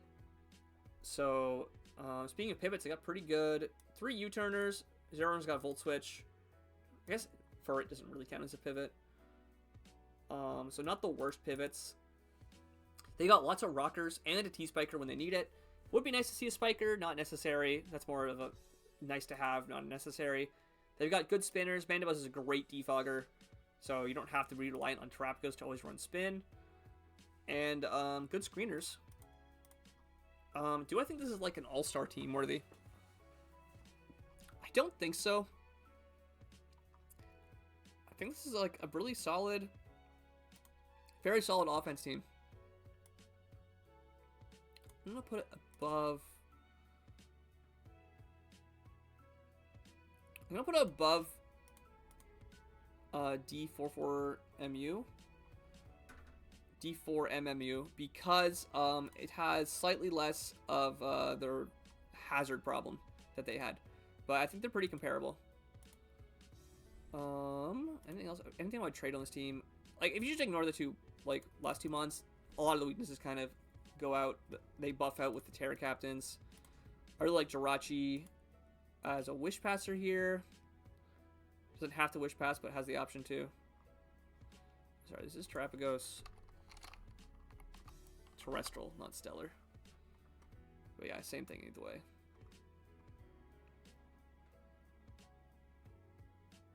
Yeah, totally solid. Nothing really to write home about beyond that. Up next we have Mangalon. I don't know how to pronounce that. I'm apologizing. And their Terra Captains are Goodra and Uxie. So, they first picked Gliscor, or sorry, Gholdengo, and then got Gliscor on the wheel.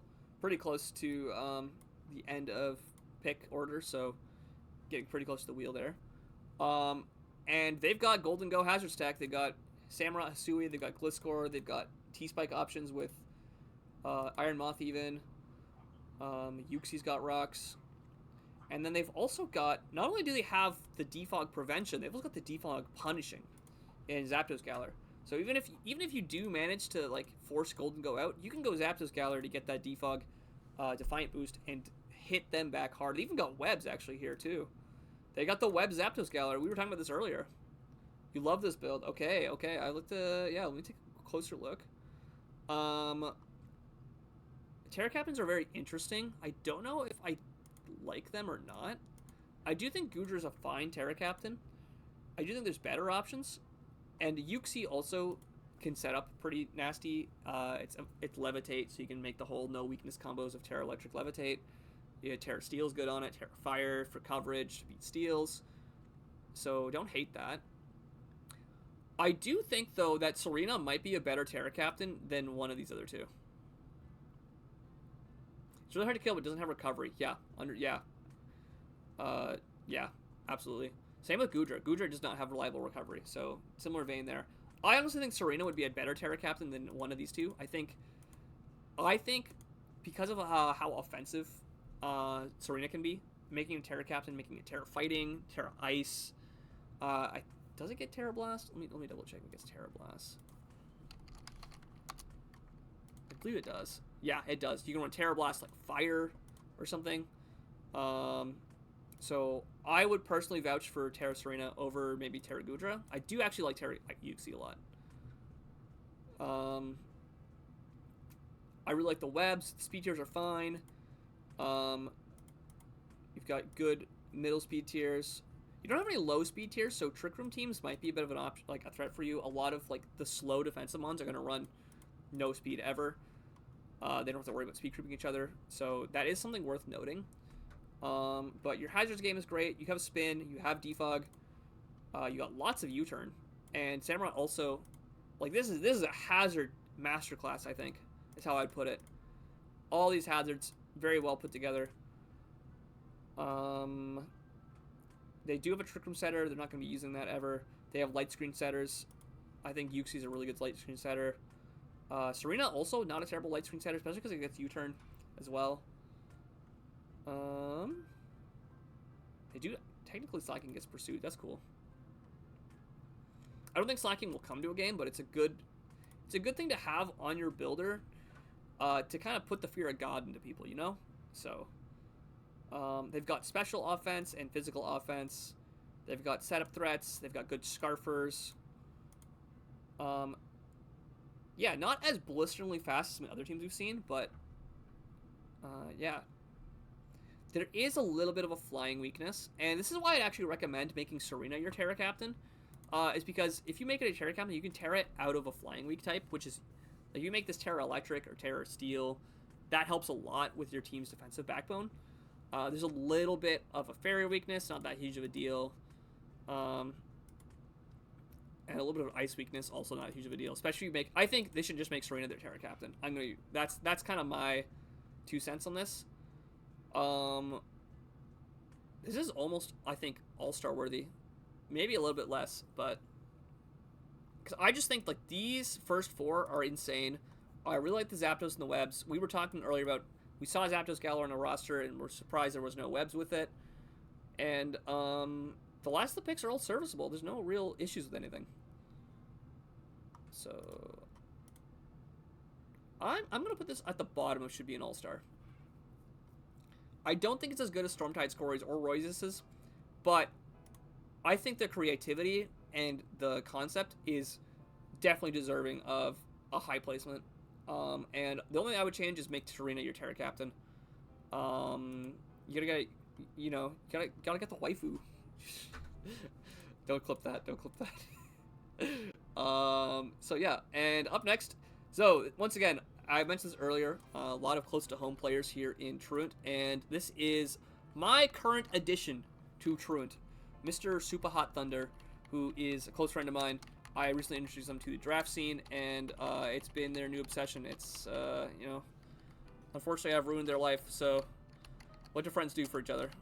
But they did a whole write-up on their team concept, which I was kind of following along in the background. So I'm actually going to read this on stream, because, yeah, that way all of my lovely clippers can get on that. I'm talking to you, Mr. Soup. When you do see this, which I will make you see this, I will make sure you see this. We're gonna read out their roster, introduction. NBA team intro. The Etobicoke Abomasnow prevents the Rapid Riders.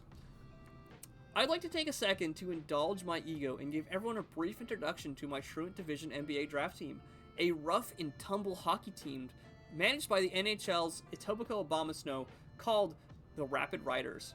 Let's take a second to look into the profiles of these up-and-coming players. Urshifu Rapid. A seasoned veteran in Pokemon Draft League, Urshifu Rapid is a swift and talented center player whose graceful strikes and stick work will have won his team many games in the past. It is the Abomasnow's honor to welcome him as the co-captain of the Rapid Riders. He's straight-laced by the books kind of player, owing to his rigorous Galarian training, meaning he butts heads often with his irrelevant co-captain Incineroar. Ooh. However, he seems to have a certain respect for his hothead comrade. Is this the beginning of a legendary hockey duo or something more intense? Intimidate? Intimidate. Oh, intimidate crossed out intimate. Oh, Incineroar. No less respected in the draft scene than his co-captain, Incineroar brings a wild, unpredictable playstyle to a historically goody two-shoes team. His fiery temper and tendency to smack talk during games have resulted in some calling for him to be banned from hockey and competitive Pokemon. Working closely with Urshifu seems to have further stoked the flames of his passion, as his roaring outbursts are an almost daily occurrence at practice and even during games. Even so, no one denies the close bond the two centers have developed in such a short time. Could these stomping tantrums be the sparks that will become a sensual inferno? That's some spicy chatter. Relevant. Also, hello, Mr. Soup. I'm reading your team preview on stream. Make sure you get your clips ready. Kyurem, another all-star offensive powerhouse. Topico is definitely happier having Kyurem as its left winger than playing against him. Few can match the sheer grace and force that this ice-type natural displays in hockey and Pokemon matches. Outside of the rink, very little known is about the reserved and reclusive Kyurem, though some reports indicate he is always stealing glances at the team captain's Urshifu Rapid. Are these the telltale signs of an envious also-ran seeking to usurp the captain's position? Or is it admiration hiding behind his beady yellow eyes? Or perhaps something even more steamy? Enamorus. The only openly gay member of the Riders is also one of its most terrifying offensive threats. Applying consistent pressure on his foes as the team's right winger, Enamorus seems to fly across the ice as he sinks puck after puck into the enemy net before they even realize he's crossed the blue line. During interviews, he has hinted at a romantic affair with one of his teammates, but has remained ever evasive about the lucky lad's name. Is he protecting their privacy, or has he not worked up the courage to let his beau know his true feelings? Melmetal. Anyone who's ever found themselves with their backs against the wall knows that Melmetal is the fucking wall. Past the blue line of the Rapids lies the silver barrier, fists ready to pound opponents foolhardily forwards. The opponents foolhardily forwards into next week. Off the ice, the steel-type right defenseman is the cuddliest softie on the team. They are the cuddliest. Team events and nights out see Melmetal turning from Stone Cold Steve Austin to Steve Martin, quick with a joke or to wrap his entire team up in a gigantic bear hug. But who is the closest one to the Iron Giant's metal heart? Ooh. Lander Asterion. The Riders' left defenseman is certainly a talented hockey player and force to be reckoned with both offensively and defensively, but most fans consider him to be kind of a bore off the ice. Moreover, he seems entirely oblivious to the suffocating sexual tension that hangs thick in the air of his team's locker room. When asked for commentary on the multiple spicy rumors swirling around his teammates, Lando T simply said, "I don't know about all that. I just intimidate, U-turn, charge my phone, eat hot chip, and lie." Very, very in character there. Amoonguss. The ever-reliable goalie of the Riders, the big man himself, Amoonguss. With his two Pokeball-shaped goalie gloves, nothing gets past his rooted defense. Amoonguss is a unique asset to his team as his ability to regenerate his energy when the pressure is off of him and wear down the enemy's offense over time ensures that the Riders will be always winning the long game. I'm starting to run out of hockey smut character archetypes, so I'll just say he also looks like a phallus and call it a day. 10 out of 10 rating. Golem. Although he may not look like he'd be much good on the ice, the Riders would be nothing but a mess of shin pads and hormones without the rock-solid coach, Golem. This old-timer knows a thing or two about weathering a blizzard, and his wealth of experience provides the team with the wisdom needed to make the best use of each other's strengths, cover each other's weaknesses, and take home the gold. He's known to have a somewhat explosive temper under pressure, though some attribute this to complicated circumstances at home. It's rumored that divorce is on the horizon for Golem and his lifelong partner, Blissey. Oh no, not the Scarm Bliss allegations, oh no! Similarly, saucy whispers around his relationship with team manager Abomasnow. Who knows what's really going on in the penalty box? Starmie. Starmie is the puck. Charjabug. At quote, Goater12. How the fuck is your team getting to their games? Me? Charjabus. Exactly. There we go. So that's the heated rivalry team quote is George's ERP. This is yes. You know what? Let's just say yes. Let's just, for all intents and purposes, yes. With that said, let's review Mr. Soup's team. So we have the defensive line of Melmetal Landorus, very physically defensive oriented. You have the offensive powerhouses of Kyurem, Urshifu Rapid, and technically Incineroar. Also Enamorus as I think the left wing they said.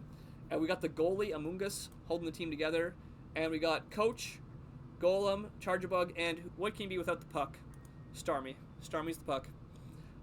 This team is got very good physical offensive prowess. Urshifu Rapid, Landorus, very strong offensive threats. Melmetal, very strong offensively. Incineroar has a pretty high base attack. It's more of like a defensive pivot, defensive glue. But it definitely does its work there. The Terra Captains are Incineroar, which is a Terra Captain, and Amoonguss, also a Terra Captain. The Terra Captains leave a little bit to be desired. I actually talked about this with Mr. Soup himself. But Amoonguss, it's the goalie, but it's also not exactly the best Terra Captain. So there might be some trades coming in the future in terms of what the Terra Captain is for Amoonguss. But Incineroar is a cool Terra Captain because its typing is good, but it also like has some very exploitable weaknesses. And so being able to Terra out of Fire type, out of Fighting weak, very good. It also helps with the ground weakness that the team has, a little bit of a rock weakness here too. So having Terra Incineroar helps with that. The team is also a little bit slow. Starmie and Enamorus are kind of holding the speed tiers together, with Urshifu Rapid putting a lot of pressure on 100s, and Kyurem also doing the same type of work there. Landorus also at 90. So a lot of 90s to put pressure on the 100s, but probably going to see a lot of Scarves. You do technically have Webs with Charjabug, and Webs actually go very, very hard with Lando, Urshifu, Kyurem. Even Enamorus appreciates Webs. So I do like that you have that 1-point option to run Webs, but how often Charjabug actually comes to the games is going to be a really big question for this roster. There's lots of pivots. You got lots of U-turn. You got flip turn Starmie. There is kind of missing a slow defensive pivot, notably Melmetal and Amoonguss. Amoonguss does have Regenerator. Incineroar has Parting Shot, so it's actually also a pretty good. It has U-turn and Parting Shot. But some of the defensive Slowmons kind of missing that pivot option. Technically, Explosion is a pivot move if you want to run a pivot Golem. And the hazards also leave a little bit desired. Only hazard setters are Landorus and Golem. Golem probably not coming to a lot of games, staying on the bench. Landorus wants to be able to run stuff other than rocks, so this team might just say, I don't care about setting rocks and ignore it, but really would have liked to see a spike setter. T-spikes also would be really nice. But, you know, can't have everything. You do have Spin with Starmie, you do have Defog with Lando, but I also kind of feel like this team is going to run a lot of boots and just ignore hazards. You know, Kyurem, Enamorus, Incineroar, all rock weak, all don't mind running boots. I do think that Kyurem and Enamorus specifically really want to be able to run items other than boots. So definitely a little bit of contention there, that if you had a better removal option. I do think Starmie is a good removal option. I just think that having a secondary option so Starmie can more easily run offensive sets is a really good addition for the team. Yeah, there's technically Trick Room with Starmie. I don't think Starmie is going to be clicking Trick Room almost ever, but Trick Room for Melmetal isn't the worst. Even Golem can abuse Trick Room. It's got pretty good attack at 120, so not something you can sleep on for sure. And I also think Starmie is going to be a great utility light screen setter. Having Reflect and Light Screen on such a fast mon with pretty good defensive typing is huge. So, yeah. This team, it's going in the dogs. This team, Who Let the Dogs Out. Unfortunately, it's not as dogged as the actual dog team, but Who Let the Dogs Out is where it belongs. Because these hockey players are dogs through and through. We're going to the next team. It's Fox Hunter. Let's see what they got here. So, and the Terra Captains are Azelf and live Wochen reaction. Wait. We got the live Wochen reaction. Hey, yo. Do I have that saved? 1 second. Where's my this is important. This is important, I swear. Add new source.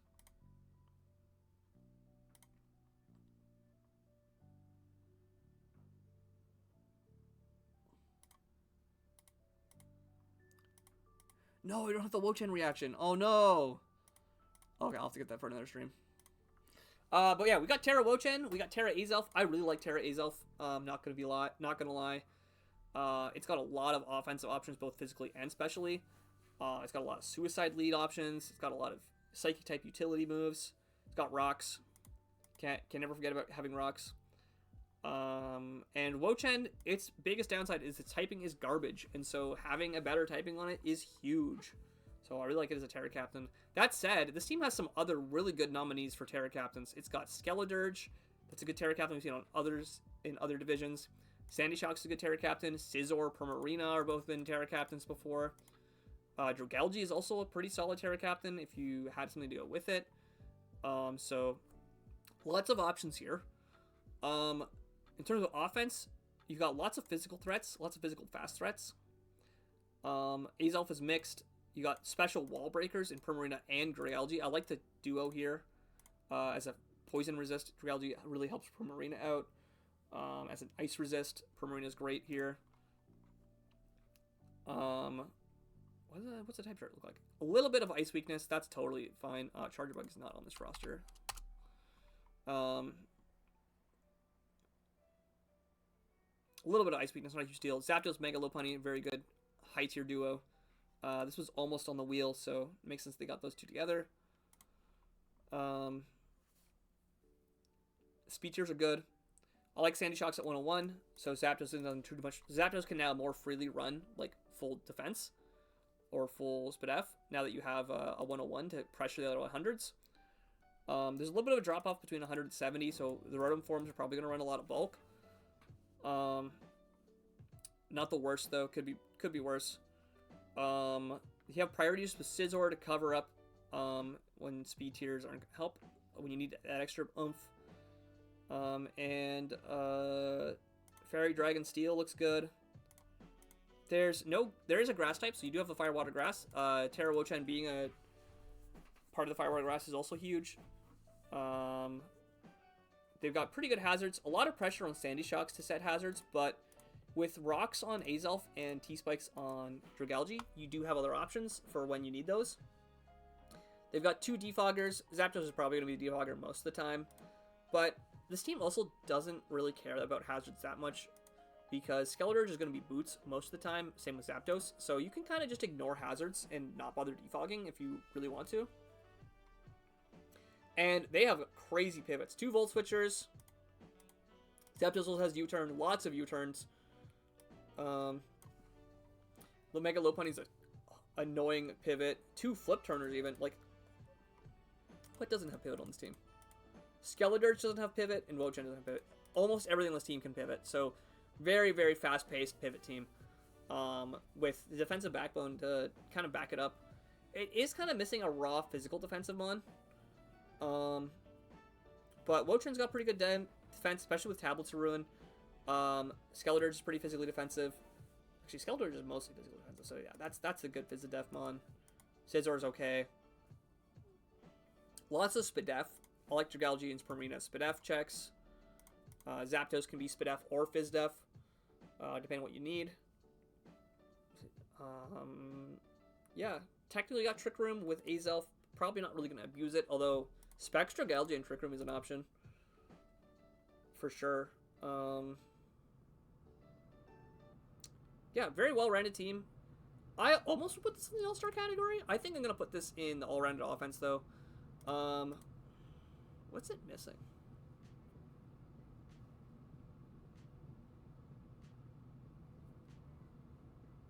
What is it missing? I don't think it's missing anything. I think it belongs up here. I think this team is good. Is it better than... Oh, it's absolutely better than this team. Has better Terra Captains. I think Royce is definitely the best team I've seen in this division. Honestly, I would say Royce has one of the best teams I've seen in all divisions this season. Like, it's just nasty. Yeah, I don't know how they got these picks. It's how I feel about it. I really like the Terra captains too. I can see an argument for maybe this team is a little bit better than Storm Tides and Koris. Maybe it's better than Storm Tides. We'll put it there. And last but not least, we have Vortex. And Vortex was the wheel pick. And their wheel picks were Chi-Yu, Iron Treads, which is a very interesting duo. I really like getting the spin that early, especially if you're going to commit to Chi-Yu early. And their Terra captains are Belly Bolt, which I'm a big fan of, a little bit biased there, and Keldeo, which I'm also a big fan of. I used it previously. It was very strong. Let's see. So, big standouts to me. They've got lots of hazards. 2 T-Spike setters. Glimmera's a hazard machine. They got rocks on treads. They got a Azumarill. Oh, dude, Azumaril's also a fan favorite of mine. They're a little bit ground weak. Granted, Belly Bolt is probably going to tear out of ground weakness most of the time, but when you have a quad weak Glimmera and your 2 first picks are also ground weak, it's a little bit of pressure on there. Tangrowth and Latios are pretty good ground checks, though. I do like them both for that role. It's just a little bit of a thing to worry about there. They have pretty good speed tiers. Latias being 110. You have a 110, a 108, and a 106. So the 105s and 110s and 108s, like, they're under a lot of pressure between these bonds to make sure they're sped crept properly. Chi-Yu is base 100. You have Glimmera, which is the same speed tier as Rotom, so it's going to force Rotom to run speed creep, which is really important. And then it kind of falls off when you get to Tangrowth and Glimmera, but could be worse. And you have a really good screen setting with Belly Bolt and Latias. But you don't really have like a setup on. You can run Belly Drum Azumarill, so that could be your setup threat. And I guess Calm Mind Keldeo is also good. Or you can run setup Latias. But like there's no like strict Swords Dancer, which I'm a little bit would like to see maybe. They have Spin on Treads and Defog on Latias. I'm not really going to count Defog on Mega Beedrill, but it is an option. I think getting the Spin that early is really important. They have decent pivots. They have 2 Volt Switchers. They've got U-Turn on Mega Beedrill. They've got Flip Turn on Keldeo. They got the Psychic type utility from Latias. They don't have Trick Room, but not huge necessary here. How do I feel about... Oh, this team is very special leaning. So, the issue I see with this team is that... oh, no, actually, the things that check Mega Beedrill get owned by Chi-Yu. Except for maybe Poison types. And you got Latias for that. Treads. This team is also very good. Very well-rounded. I like the Terra Keldeo. I like the Terra Belly Bolt. Azumarill is a great pickup to complete the Fairy Dragon Steel here. I like the Wish Pass support you can potentially have from Latias. I don't think you're going to be running that most of the time, but it exists. I think Treads does so much for ensuring that Chi-Yu and Mega Beedrill get to do their thing. Very, very offensive team. So I think it's all-star worthy. I think I'm going to put it at the top of all-star offense. I think if I compare this to Fox Hunter's team, I think Fox Hunter's team has a little bit better diversity of like special versus physical threats, just because of Lob. I think Mega Beedrill, like, there's a lot of pressure on it to deal with steel types, so there's a lot of pressure to get around steel types that your main answer to is Chi-Yu, and Chi-Yu sometimes can kind of get dealt with, whereas on Fox Hunter's team, Mega Lopunny, right, really forcing like defensive poison types, but then you've got like special attacker Sandy Shock with the ground coverage to catch those. The normal resist are going to get owned by Sandy Shocks. The ghost types are going to get somewhat dealt with. I don't know. Honestly, I think I'm gonna put the dogs up here. Yeah, we're gonna go like this. I think this is my final ratings. I think the only team that was like kind of bad. I don't even think it was bad. I think it just kind of needed a little bit less cooking. It needed a little bit more staples. Was SAO's team. I really liked the concept they had. I just think that there were some missing important aspects to the team that would have been really appreciated. So, yeah, that's kind of my review of that. Sumanth, Krabbit, and this. Their teams were good. They had good concepts. They were just missing some fundamental, like, filler picks. Some of the draft staples were a little bit missing on their rosters. I did like the Terra Knucklestack and Terra. Like, if I was going to terrorize Truant, if you wanted to give a bunch of Truant players PTSD, you know, you run Knucklestack and Knackley, right? Like Garganackle, Knucklestack, they're gonna create some nightmares in the Truant division. So I like those. Sumanth has really good,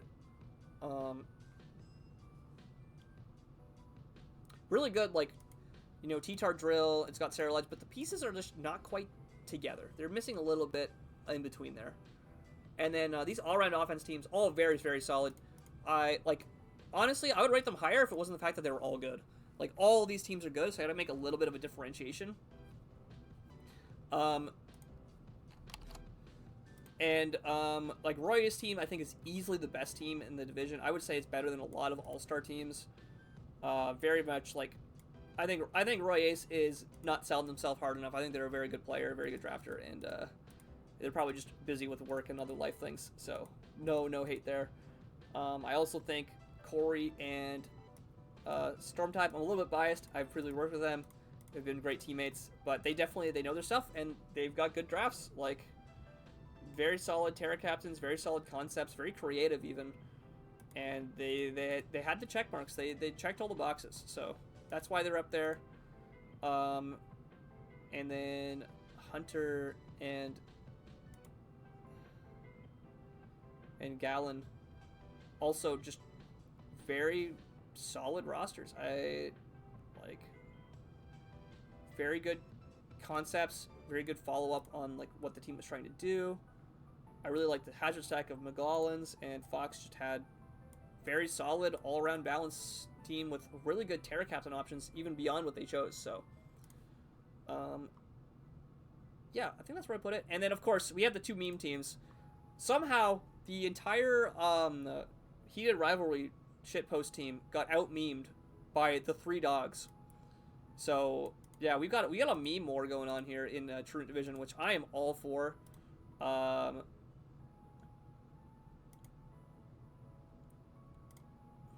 And yeah, we love our memes here in the Truant Division. As you can see, oh, that's not what I wanted. Nope.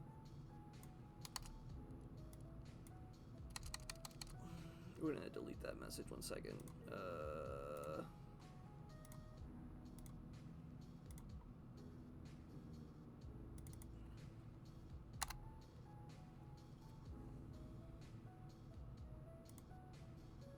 But yeah, overall, I think I'm gonna end stream here. It's getting on to 6 o'clock. I have D&D at 7 tonight, more or less, and I gotta eat food. I'm starving, so I was gonna review some games. I'll probably do that tomorrow. Honestly, if I have time before or after stream, I'll do it then.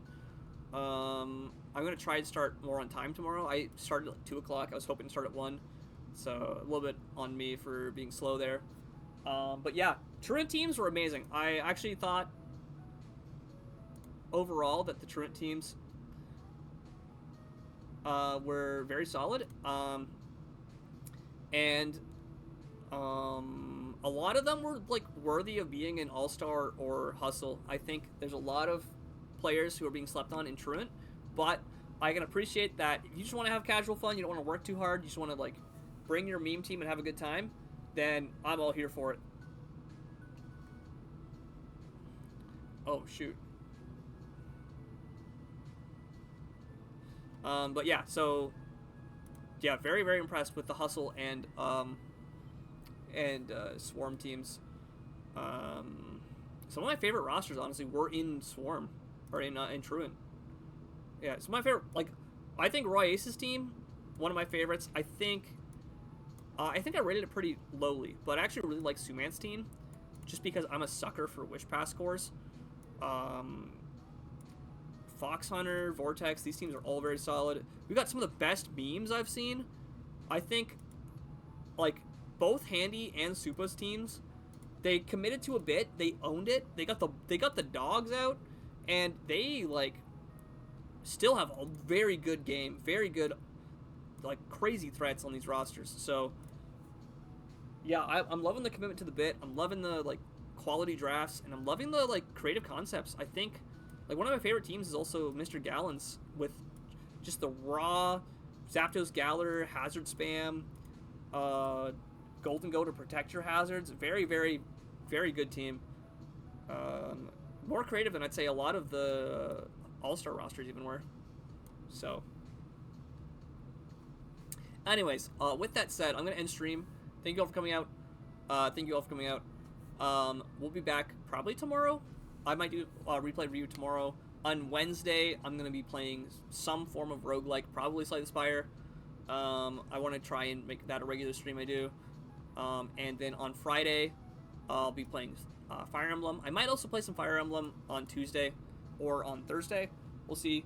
I'm really upset.